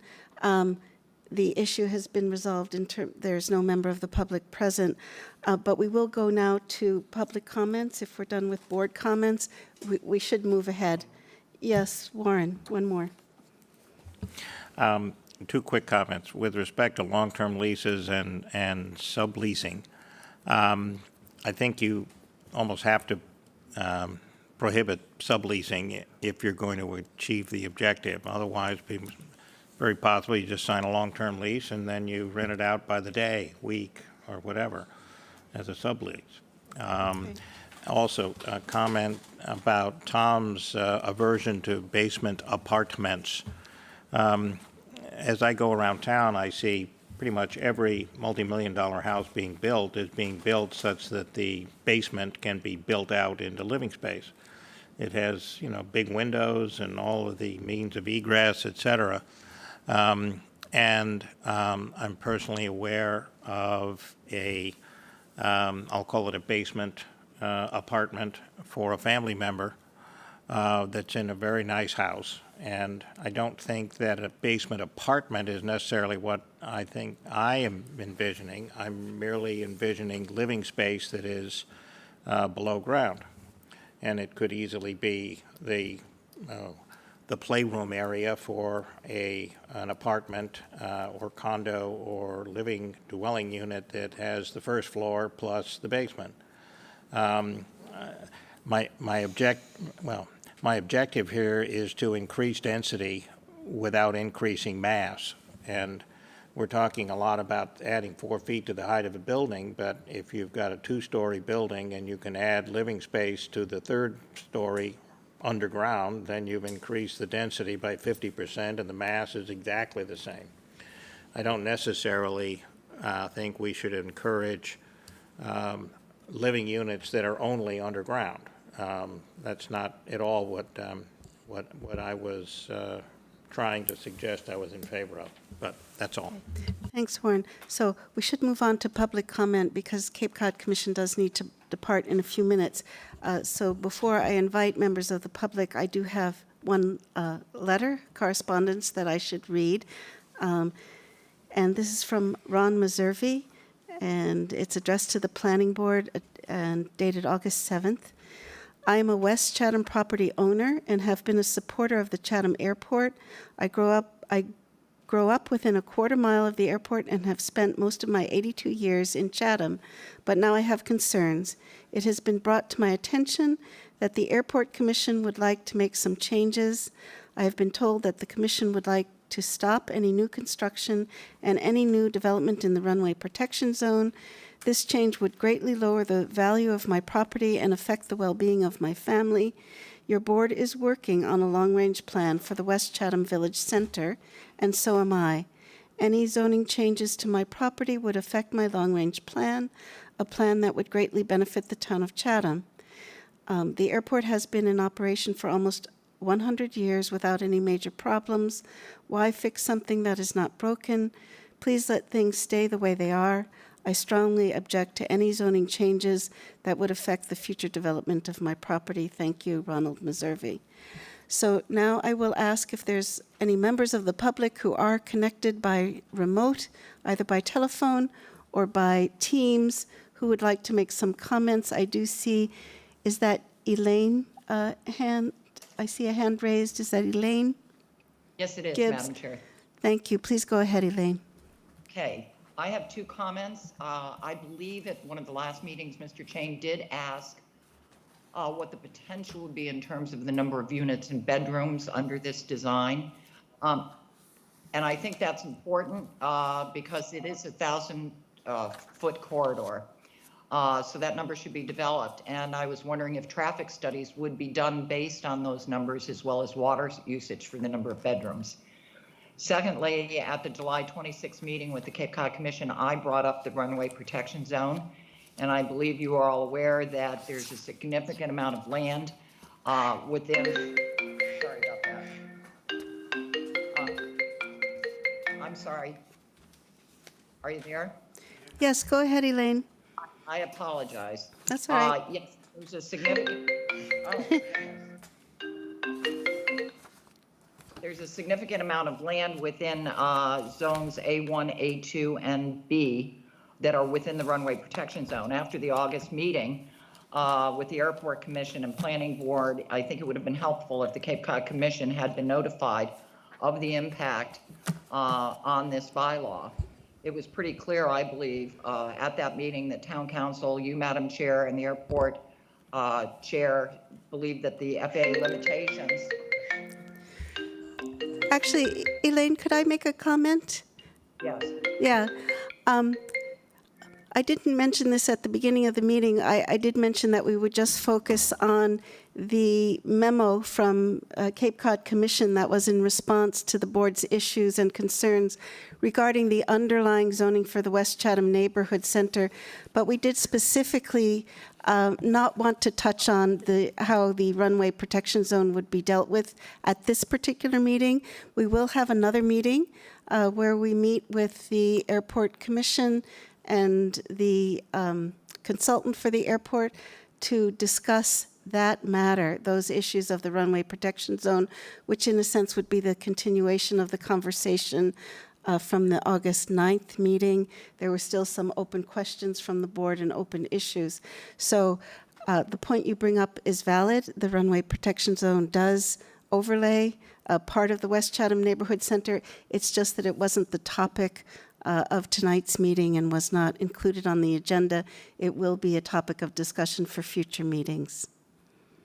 Okay, and I would hope the Cape Cod Commission takes it into consideration as well, because they do study regional impacts of airports. So I think they should be weighing in on it as well. All right, thank you. Good. And I apologize for my daughter calling me 3 times. Okay. Thank you. Thank you, Elaine. Is there anyone else? Are there other hands raised? It's a little hard for me to tell. Anyone else from the public who would like to comment? There's another hand. It looks like David. Is that right? Could you please introduce yourself? I see a David with a hand raised. David Bixby? Yes, Is please. my mic working? Yes. Please Okay. go ahead, Mr. Bixby. I live just south of the West Chatham Neighborhood Center.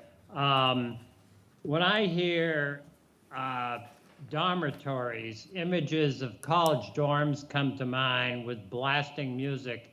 It sounds like the dormitory issue is dead in the water, but if we do go with dormitories, and I understand the need for housing for the seasonal workers, but I hope there will be strict regulations on noise associated with any dormitory use. Behind the post office, there's a marsh kind of an area. It might have been an old cranberry bog, but there's a very viable population of box turtles. It's a very viable box turtle habitat. I just hope that when I see the outline of some of these districts, and I'm not sure which is which, I'm a little bit concerned that that development intrude into the habitat for these turtles, which I think are to some extent endangered. I won't bring up the airport, as you said. I do have a question about what the status or standing of the town comprehensive plan is. Does it have any legal status of standing? As I understand it, it was not, the town comprehensive plan was not certified by the Cape Cod Commission. I don't know what that means, and I don't know what the implications are, but I am curious what the legal status of that comprehensive plan is, because and I don't want to bring up the airport, but there is definitely a conflict between the town comprehensive plan and the plans for the airport. And I'm kind of wondering what is the legal status of the comprehensive plan vis-a-vis other contradictory plans, such as those at the airport. And my final is just a minor comment. I know Tom Gagan was talking about barbecue pits. I think it's great if people can gather and have a cookout, but I would hope that if we have barbecue pits, we've had an issue in my neighborhood with fire pits and the smoke. If you don't have air conditioning and you like to have the breezes coming through your house, these fire pits are a real nuisance. So I would hope that any barbecue pits would use a gas, a propane gas fuel. So that's the end of my comments. I would like somebody to comment on the issue of the town comprehensive plan and what the status is or standing is, if you have time to do that. Thank you. Thank you, Mr. Bixby. I'm not sure that we really have time or complete knowledge to comment on that, the status of the comprehensive plan. I will ask Katie if she has a comment. I do recall we have had opinions from town council. There is a master plan that does have a specific legal status in the state of Massachusetts, and town council has equated our comprehensive plan with the master plan, but I'm going to ask Katie if you have a comment on the legal status of our comprehensive plan. Sure. I can comment that I do not believe it was ever certified by the All Cape right. Cod Commission. However, I do believe that this board has been utilizing the long-range comprehensive plan as a roadmap for the work that they're continuing to do. And therefore, again, it is a long-range comprehensive plan, and so we are continuing to work from that. I can see if I can get some additional comments, and I'm not sure whether or not Chloe or Sarah could comment any further on that. However, what I would say is I know they're up against some time constraints, so perhaps that's we can get some information for another meeting. For a future meeting, yeah. So, Mr. Bixby, we'll probably be able to address your questions more thoroughly at a future meeting regarding the legal status of the comprehensive plan. So I'm just going to ask if there's any other public comments, and I know it's about 7, so Chloe and Sarah from Cape Cod Commission would need to leave us pretty soon. I think you've heard a diversity of comments from the board, and I am just given the idea that what we might want to do at this point, rather than having the board go through and vote specifically on specific recommendations, that we include the options in the draft that gets presented to other boards. And if Katie, if you feel that's a good way to proceed, and if the board feels that's a good way to proceed, and Chloe and Sarah, if you feel that also that would be a good way to proceed, with some comment that among these several options, decision, has not been determined, and to move forward with a draft in that form.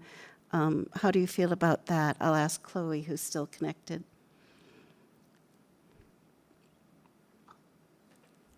Certainly, we could incorporate these options into the draft bylaw, or we could also keep them more in memo form and present it to other boards for their feedback. kind of similarly to how we've shown it to you. I think we can move forward with either of those. I don't know if Katie has thoughts or preferences there.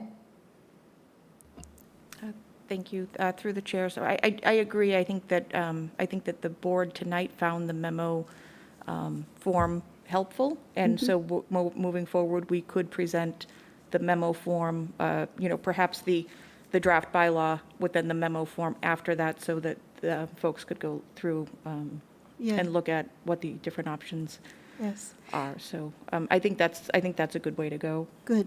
And as long as the board agrees, I would just suggest, if I could, Chloe and Katie, additional comments that have come up from the board to be incorporated in the memo if they're not already included. Additional options, ideas, comments. I thought the board's comments were very thoughtful tonight, and good additions could be made to the memo to include those comments and opinions. So I would just like to suggest that. Yeah, I was. Yes, go ahead, Bob. I was going to suggest that, and I heard you say it and reinforce it, that we present the bylaw with those areas where we're still undecided or we have pointing to the memo, so that, because right now there's not necessarily the link between the two. Yeah. So, but people should read the bylaw and then they get to, oh, well, density, well, because I had forgotten that we had 3,000 square feet Yeah. in the other areas until Arthur mentioned it, because I wasn't really looking at the bylaw, I was only looking at the one. So we need people to look at both, and to tie those two together is really what the commission could help us with. Good. Yes. Good. Does that works for everyone? Okay, great. All right. Tom, Point of order. pardon me? Point of order. Yes, please go ahead. First, I wish that you would direct the staff to answer the question that I brought up, and Bob, don't want to drag Bob into this, but we are not clear as to whether a well for the supply of water in this area for irrigation is something that we want to support. And if we get a person who is more adept at that information, Duncanson or Temple, to give us input to this board, I think that would help the board members understand that as a possible recommendation. Secondly, which is outside of what we've been talking about tonight, but I wish that this board would make a decision now as to whether we're going to include or exclude members of the public from coming to these meetings. I think it's imperative that we are clear on that point. I have no objections to either. I'm not supporting one or the other, but I think it's imperative that the board make that clear. Okay, we can do that, actually. Katie, did you have a comment? Just one comment, Madam Chair. If we're all set with Chloe, I think that Yes. she does have. I think we are all set. I think we're all set. Yes, I think we are all set. And again, Chloe, just many thanks to you and Sarah and everyone at Cape Cod Commission for your fabulous work and all the support that you're giving us in drafting these bylaws. Very deeply appreciated. Thank you. Our pleasure. Thank you for having us this evening. Apologies for the time crunch. All right. Thank you, Chloe. Yes, so I think we could vote how we wish to proceed with our meetings in terms of remote participation. Katie, did you want to make a comment? Sure, first? Madam Chair, I think I would like to get clarification on whether or not the board, if the board is meeting in public, my understanding is that public is technically allowed. And so Right. I would like to have clarification. I would hate if the board made a decision tonight that was Oh, I see, yes. in opposition to what the law that was voted, I would, I Right. don't think that's a great idea. So I think I would like to have clarification on that before. right. My point is that what is written and what we're reading at these meetings is in conflict. That's my point. Yes. Did you have a comment, Yeah, Katie, sure. on We that? can, we Yes. can certainly look to change the wording and how language, things are yes. posted. Absolutely. I understand, and just my comment when we made this transition, which was a couple of months ago, and Ally and I first discussed it, I understood that we could determine at that time whether to stay completely remote or go completely public or do the hybrid. And in doing the hybrid, that's where in the decision to be hybrid, that's where that language was put to use. And it was also based on the practice of other boards at that time and what everyone was doing. So now we need to clarify it. So we're at another juncture where we need to clarify it and possibly change the language based on the board's decision. But I think first step, Katie wants to clarify the situation. But go ahead. Could we take a vote subject to clarification? At least we would know where the board sits. And if it turns out that we're in conflict with conflict, we can back off. But again, I keep pointing to the language. To me, when I read it, it's very clear. Yes, about, it is clear. So, Yeah. Yes, but Yeah. not for the public to come. So if the board has changed its mind and wishes to have the support of a hybrid, then we should vote that unless we're told otherwise by Katie, staff, that we can't do that. I don't believe that's the case, but we could take a position now until we're told that our position is incorrect.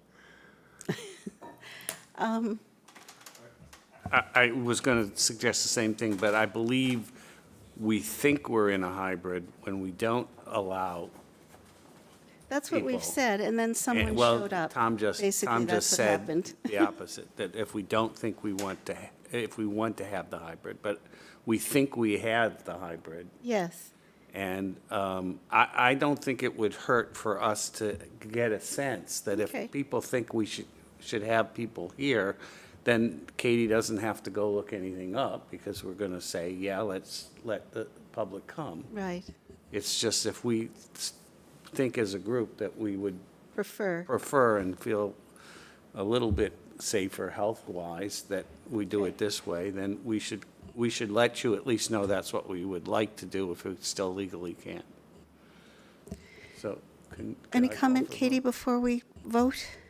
If we can vote properly? I think that you can vote your preference. Right. But again, whatever the laws require is what will prevail. So I think that my understanding is that if the board wants to stay completely remote or free of people, then you would stay in a remote meeting, whereas you would all be remote as well. I see. This meeting would be considered a hybrid meeting where you're here in person and there's participation via Teams. That is what is considered a hybrid meeting. And So I do agree that there could be some conflict with the wording that I think that we would need to change, but I think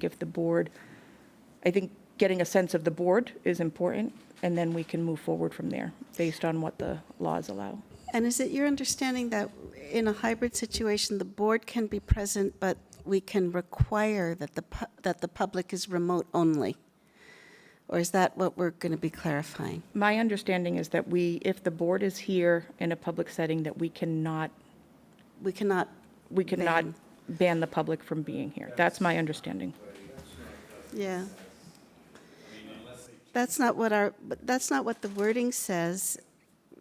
So we would have, if that is the case legally, we would have to change the wording of what's read at the beginning of the meeting, yeah. And to be honest with you, that's not what I understood in the initial discussions about what a hybrid was, that we could require that applicants and the public were remote only, and only the board was present. That was my That's my understanding. a couple of months ago. So, and that may have been incorrect, or it may be changed now. So, we should please do check what is proper. But as long as you agree also that it would be all right for us to vote about our preference, I think the board wants to do that. So, and Bob Dubus had a comment? Madam Chairman, I personally don't have a problem with people coming in and watching us and getting up and comment. The problem I have is I would like to see social distancing between them unless they're married or family. I also want to know how and who is going to clean the podium if they get up to speak. I see, yes. That's correct. where I see the Good problem, points. is when Yeah. they get up to speak, that who's going to take and hold a sprayer to them. I mean, and I don't think they can get up and speak from the chair and have us hear it. I don't think it's right to hand them a microphone. So Right. this is where you have to make the decision, okay, if we're going to allow, and how many people are we going to allow? Who are we going to allow? Okay, do you make a reservation if you, and I'm not opposed to that. If you want to speak at our meeting with us and you have a reservation, then you can come down and have a reservation, and somebody will have to have a joy juice, and I don't mind doing that. Would violate the open meeting law. But see, that's what I mean. So we're defeating our purpose by allowing one, you allow them all. Right. But we can't have 35 people in here. Right, and we do have to, and you're right, we have to make arrangements, proper arrangements do need to. We are for also social- exposing ourselves to Excuse- litigation. I mean, I for just social don't want to dis- do that. Excuse me, I'm speaking. And Bob Dubus is correct in saying we also have to make arrangements for proper social distancing and for, using the microphones and disinfecting the microphones, because all that is done for us, Right, because so I that's mean, planned on. like I said, I don't mind the people coming in, but you have to look at the consequences if all of a sudden we have, with the airport, and you have 35 people out there. Yeah, So if we start something, I don't see it being a procedure that we're going to deal with, because people are going to get nervous, people are going to start ranting and raving, well, I couldn't get in, I couldn't do that. So as much as I'd like to see them and have their comments, I'd rather see it the way we have it now, because they can talk, they can Right. say what they want, and there's no repercussion for us to, one, come in contact with them, and you never know. yeah, So I would rather see it the way it is right now. all right. So we can take a vote. My sense is that the board would prefer to maintain the hybrid, but that means that the public is remote participation only unless the law requires us, to open to in-presence participation as well as remote participation for the public. Does that make sense? I would vote, if that is the case, then I would vote we move to Complete remote. Correct. I don't think we're Okay. right. entertaining the idea of doing this in front of the public. I think we All have a right. complete agreement amongst all of us that that is not something that we would do. So if we can't do it without the public, then I'm voting for total Complete, remote. going back to complete remote. Yeah. All right. Like to make a motion? Yes, let's vote on that. Is a motion appropriate for this decision, or should we just do a vote? I'm open to either. If you want a sense, Chair, the chairman wants a sense of how we feel as a board, I have no problem with that. But I'm fully in agreement with both Bobs, is that we're going to get ourselves boxed into an area that is just not going to work out for the public. It's not going to work out for us in terms of our own personal protections. I think we should keep it as simple as possible. Either we can all go remote, or we have the ability to restrict the public from coming, but give them other avenues by which they can express themselves at these meetings. I think that's right. I think that would be the motion, that we would move that if the law allows us to have the board present but restrict public participation to remote only, that we would continue with the hybrid version of the meeting. If the law does not allow that, then we would want to go back to complete remote. Only problem with that, Madam Chair, is you can't make a motion. It has to come from a board member. All right, so maybe would a board, and I'm going to hear Katie's comments first before we move forward. I do agree. I think it's good to have a motion and a vote, because if it turns out that you do have to allow the public, we can then take your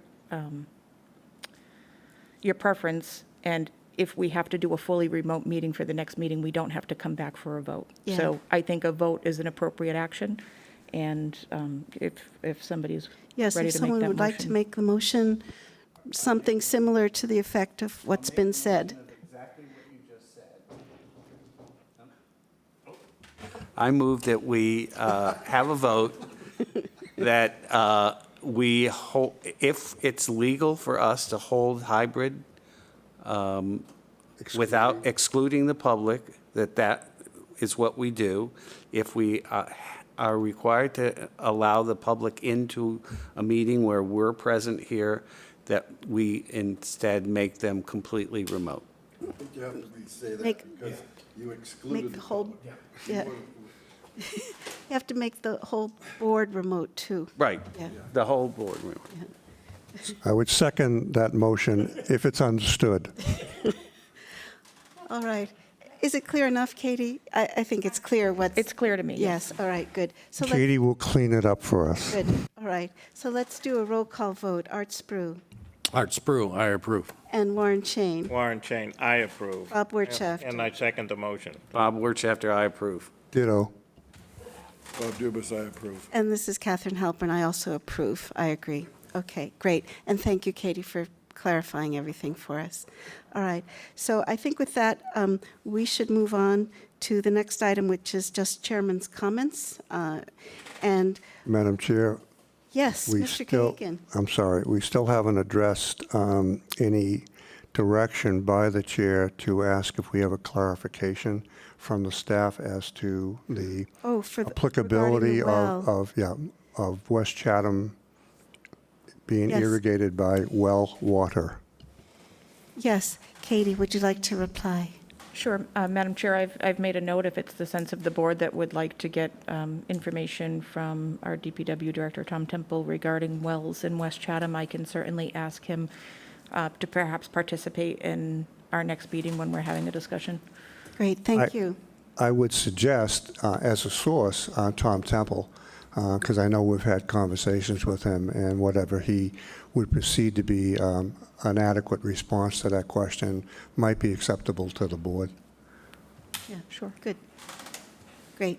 So Katie said we will confer with Tom Temple. Great.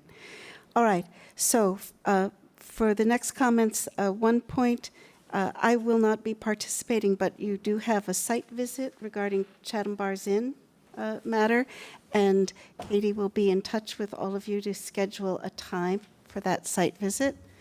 So that's one thing we wanted to mention. Also, just wanted to remind everyone about the open meeting law training on September 30th at 4 to 6 p.m. Here in this room, or you can participate remotely. And very much I'd like to use a word even stronger than encourage everyone to attend that training, even if you've done it before. We used to have rather lengthy open meeting law trainings. You can dock our pay. Okay, yes. It's very, very important information, and it's important that we're all really clear about what's required of us as board members vis-a-vis open meeting law. So please try to attend. And also, we did check today with Shanna Neely, and there will, if you can't be available at 4 o'clock on September 30th, there will be a recording made of the training that will be available to board members to review. And also, after that, at our subsequent board meetings, Katie and I thought that we can have some discussion together as a board about open meeting law and about what was included in the training, any questions that have come up, but we want to really get this solid and go into it deeply, because it's really an important part of how we function and how we function properly as a board. So wanted to remind you of that. So I don't have any other comments, and if there's no other, there's a comment from Mr. Gagan. Yes, You know he always has a comment. he does. I would like to remind the board that tomorrow at 5:30 p.m. in this room, there'll be a meeting between the Select Board and the Cape Cod, the commissioners from the airport. And maybe the public is invited, but that might be interesting for other board members to watch or come to, because the outcome or the discussion at that meeting might be helpful for the board members in terms of our future meetings and discussions about the airport and the Airport Commission. Thank you. Thank you. Thanks, Tom. That's useful. And again, just a reminder that we Also, the planning board will have future meetings with the airport commission and with their consultant to, again, address some of the issues and questions and concerns that the planning board has brought up vis-a-vis the RPZ. So we'll also be having that. So if there's no other comments from the board, I would ask, or Arthur, go ahead. Just clarification, I won't be here for the next meeting. I can attend remotely, though. Is that I'm still eligible to attend that way, correct? Yes, through the chair, even if the Yes. board is in this room, Yeah, okay. other members can participate Then remotely. I just want to notify the board of that. Yes. Thank Thank you. Yes, that's fine. So good. So if there's no other comments, could I have a motion to adjourn the meeting? Motion to adjourn. Bob Dubus. Thank you. May I have a second? All right, let's do a roll call vote. Art Spru, Art Spru, approve. Warren Chain, Warren Chain, approve. Bob Wirtschafter, Bob Wirtschafter, approve. Tom I'm Gagan, Gagan, approve. Bob Dubus. Bob Dubus, approve. And this is Catherine Halpern. I also approve. Let's note the time as 7:24 in the evening, and we are adjourned. Thank you all for your participation.